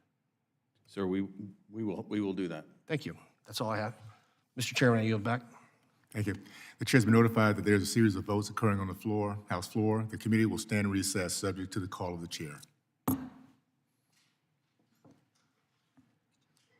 Is that the right place to hit? Okay, all right. Thanks so much. Appreciate it.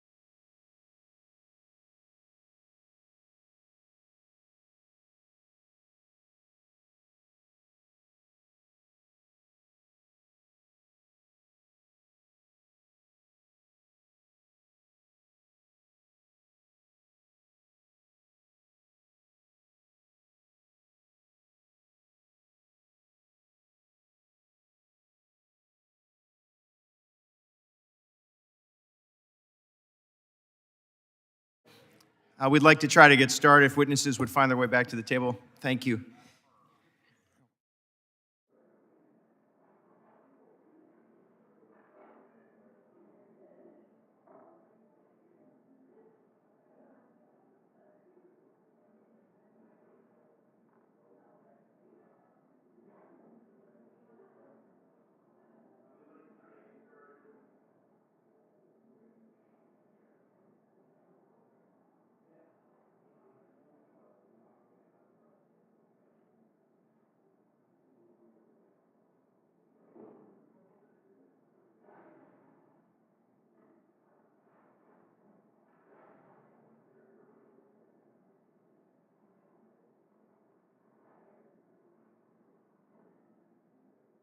We're good. The Committee on Transportation Infrastructure will reconvene the previously recessed hearing. I'd yield myself 5 minutes, and then we'll get moving. Thank you. I joked on my way in. This is kind of like making it from the kids' table to the adults' table, so we're grateful. I wanted to get started. I represent the 19th District in the state of New York, and we recognize, in particular, 2/3 of flight delays, and most of what concerns us exists because of issues in the Northeast, where my district is located. Certainly, we recognize that the technology, of course, we use is terrifically, in many cases, outdated. I know that we've all touched on, and I don't want to rehash what has been discussed regarding Next Gen and the system upgrades, but to Dr. Buckley, if you could, what other advancements in use of technology would be appropriate, in particular, to address what has been a chronic problem in the Northeast? Thank you for the question. To your point, I think we have the technologies. I think we understand how to control the airspace. I think we understand what's needed from a controller perspective. It's moving toward the right way to implement those. I think it's training. A lot of it is around workforce when we look at those particular challenges. And it's making sure that we have the incentives to not only bring in the controllers and the training that we need in that area, but also to make sure that we are, again, safety first and understanding the right way to maintain the presence that we need in that particular area and manage the very congested traffic that you're seeing in that airport. So I spent the last 12 years of my life in local government, where I was responsible actually for overseeing the busiest general aviation airport in New York, outside of the New York City metropolitan area, what is now the Hudson Valley Regional Airport. We focused a great deal on the pipeline to jobs, and I know that we've all discussed this, and again, I'm not used to rehashing for the sake of rehashing, but to Mr. Bolin, can you talk a little bit for us about what additional steps we could focus on to create that pipeline to the workforce? What we did in my home county was focus principally on air traffic, on mainframe, on mechanics and technicians, directly from creating pipeline from K-12 to community college to actual hands-on work at our airport. There's too few of those opportunities. Perhaps, if you would, just talk a little bit about what steps we could be taking more broadly to address that pipeline. Well, thank you for the question, and it's an urgent issue for all of us. We've already talked a little bit about the putting into action the recommendations from the Women in Aviation Advisory Board and from the FAA Youth Task Force. Beyond that, I think we've all recognized that there is a number of untapped opportunities for us with underrepresented communities to bring them in. Some questions were brought up earlier about the historically black colleges and universities.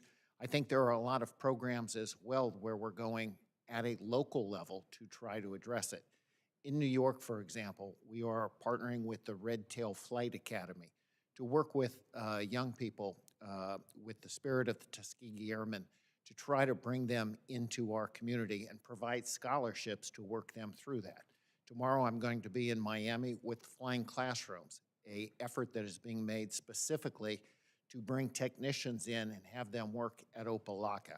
I think a lot of what we want to do is targeting groups that may not be aware. So much of what we talk about is, do you have enough passion to be part of our industry? Have you wanted to be part of it forever?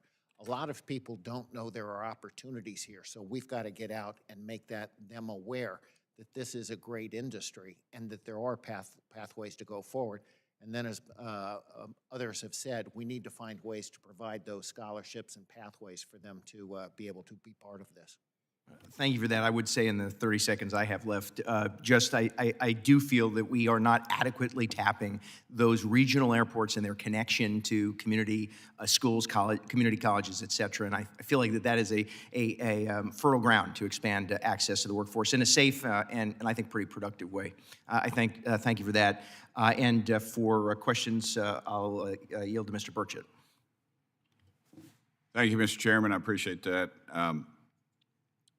Appreciate y'all being here. As the unrepentant mama's boy, I feel I have to tell y'all, somebody said something the other day about, or earlier in the day, about one of our pilots, male pilots, of how little boys will see this and a lot of them will hopefully start flying. Well, a lot of little girls might see this too. My mama flew an airplane during the Second World War.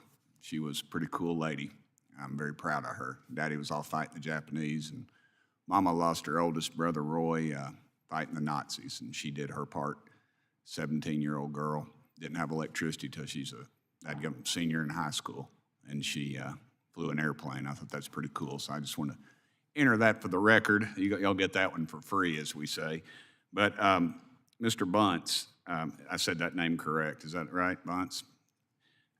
Maybe you do or you don't know, but Cirrus is a plane manufacturer, and they're in the Knoxville area. They're out there at the airport. They've got an important presence in my district. It's important that U.S. companies are treated fairly in terms of validation of U.S. products. I think even more now we see just the influx. I mean, you don't have to even think about the Chinese balloon, but dadgum, every time you turn a label over, it says "Made in China," you know, and it sickens to me. What specifically can we do to improve this situation? Well, sir, I actually fly a Cirrus, and I train down at Knoxville and everything. It's a great and expanding capability down there. I'll let you come buy me lunch one day. I would love to. Well, you can't because it wouldn't be ethical, but we'll go ahead. Go ahead. We'll make it a cheap lunch. Yes, sir. Sir, if we look at foreign validations and everything, as a result of what happened during the pandemic, and particularly in the MAX, we had a breakdown in the confidence between some of our other authorities on what we do with certification. And what that did is it ratcheted up the amount of looking at basically the work that was done by FAA, by other authorities, as we go and try to validate the products. With bilateral safety agreements, we're supposed to trust each other's safety competencies. So what happens? Well, then we reciprocate, and the Canadians reciprocate, and it goes back and forth, and it makes it very tough for us to validate product. So what we would propose is that you, the Congress, ask for a report from the FAA, first of all, on what metrics they're using. First of all, if you can't measure it, you don't know if you're making progress.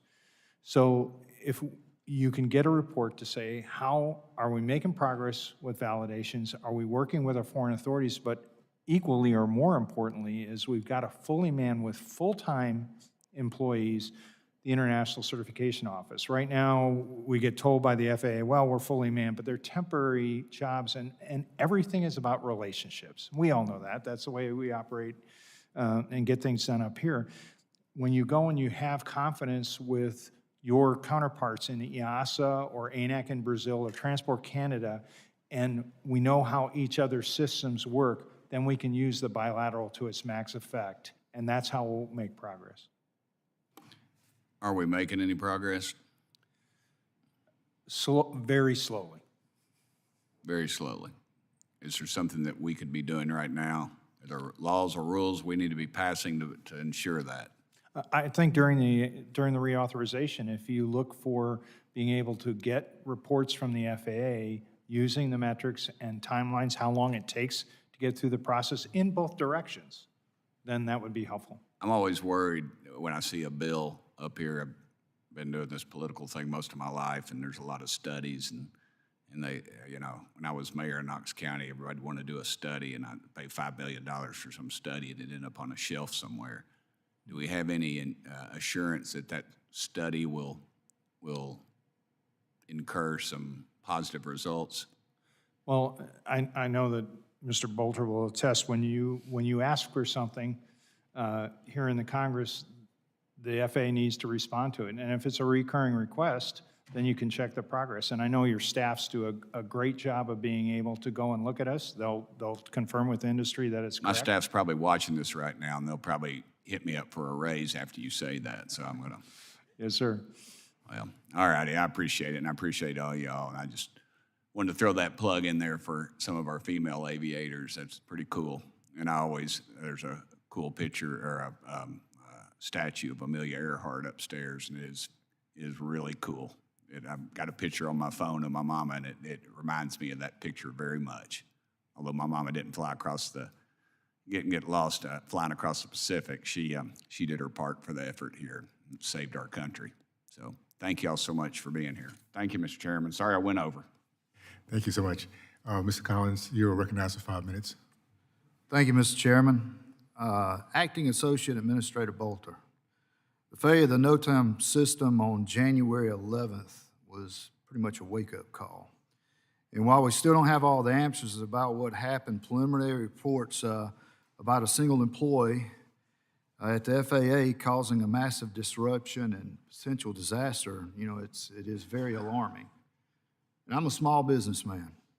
When I identify a problem, I want to know what the problem is, I want to know what the solution is, and I want to know how to not have it happen again.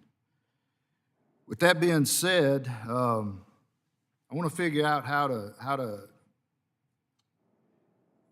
to understand, because I'm new here.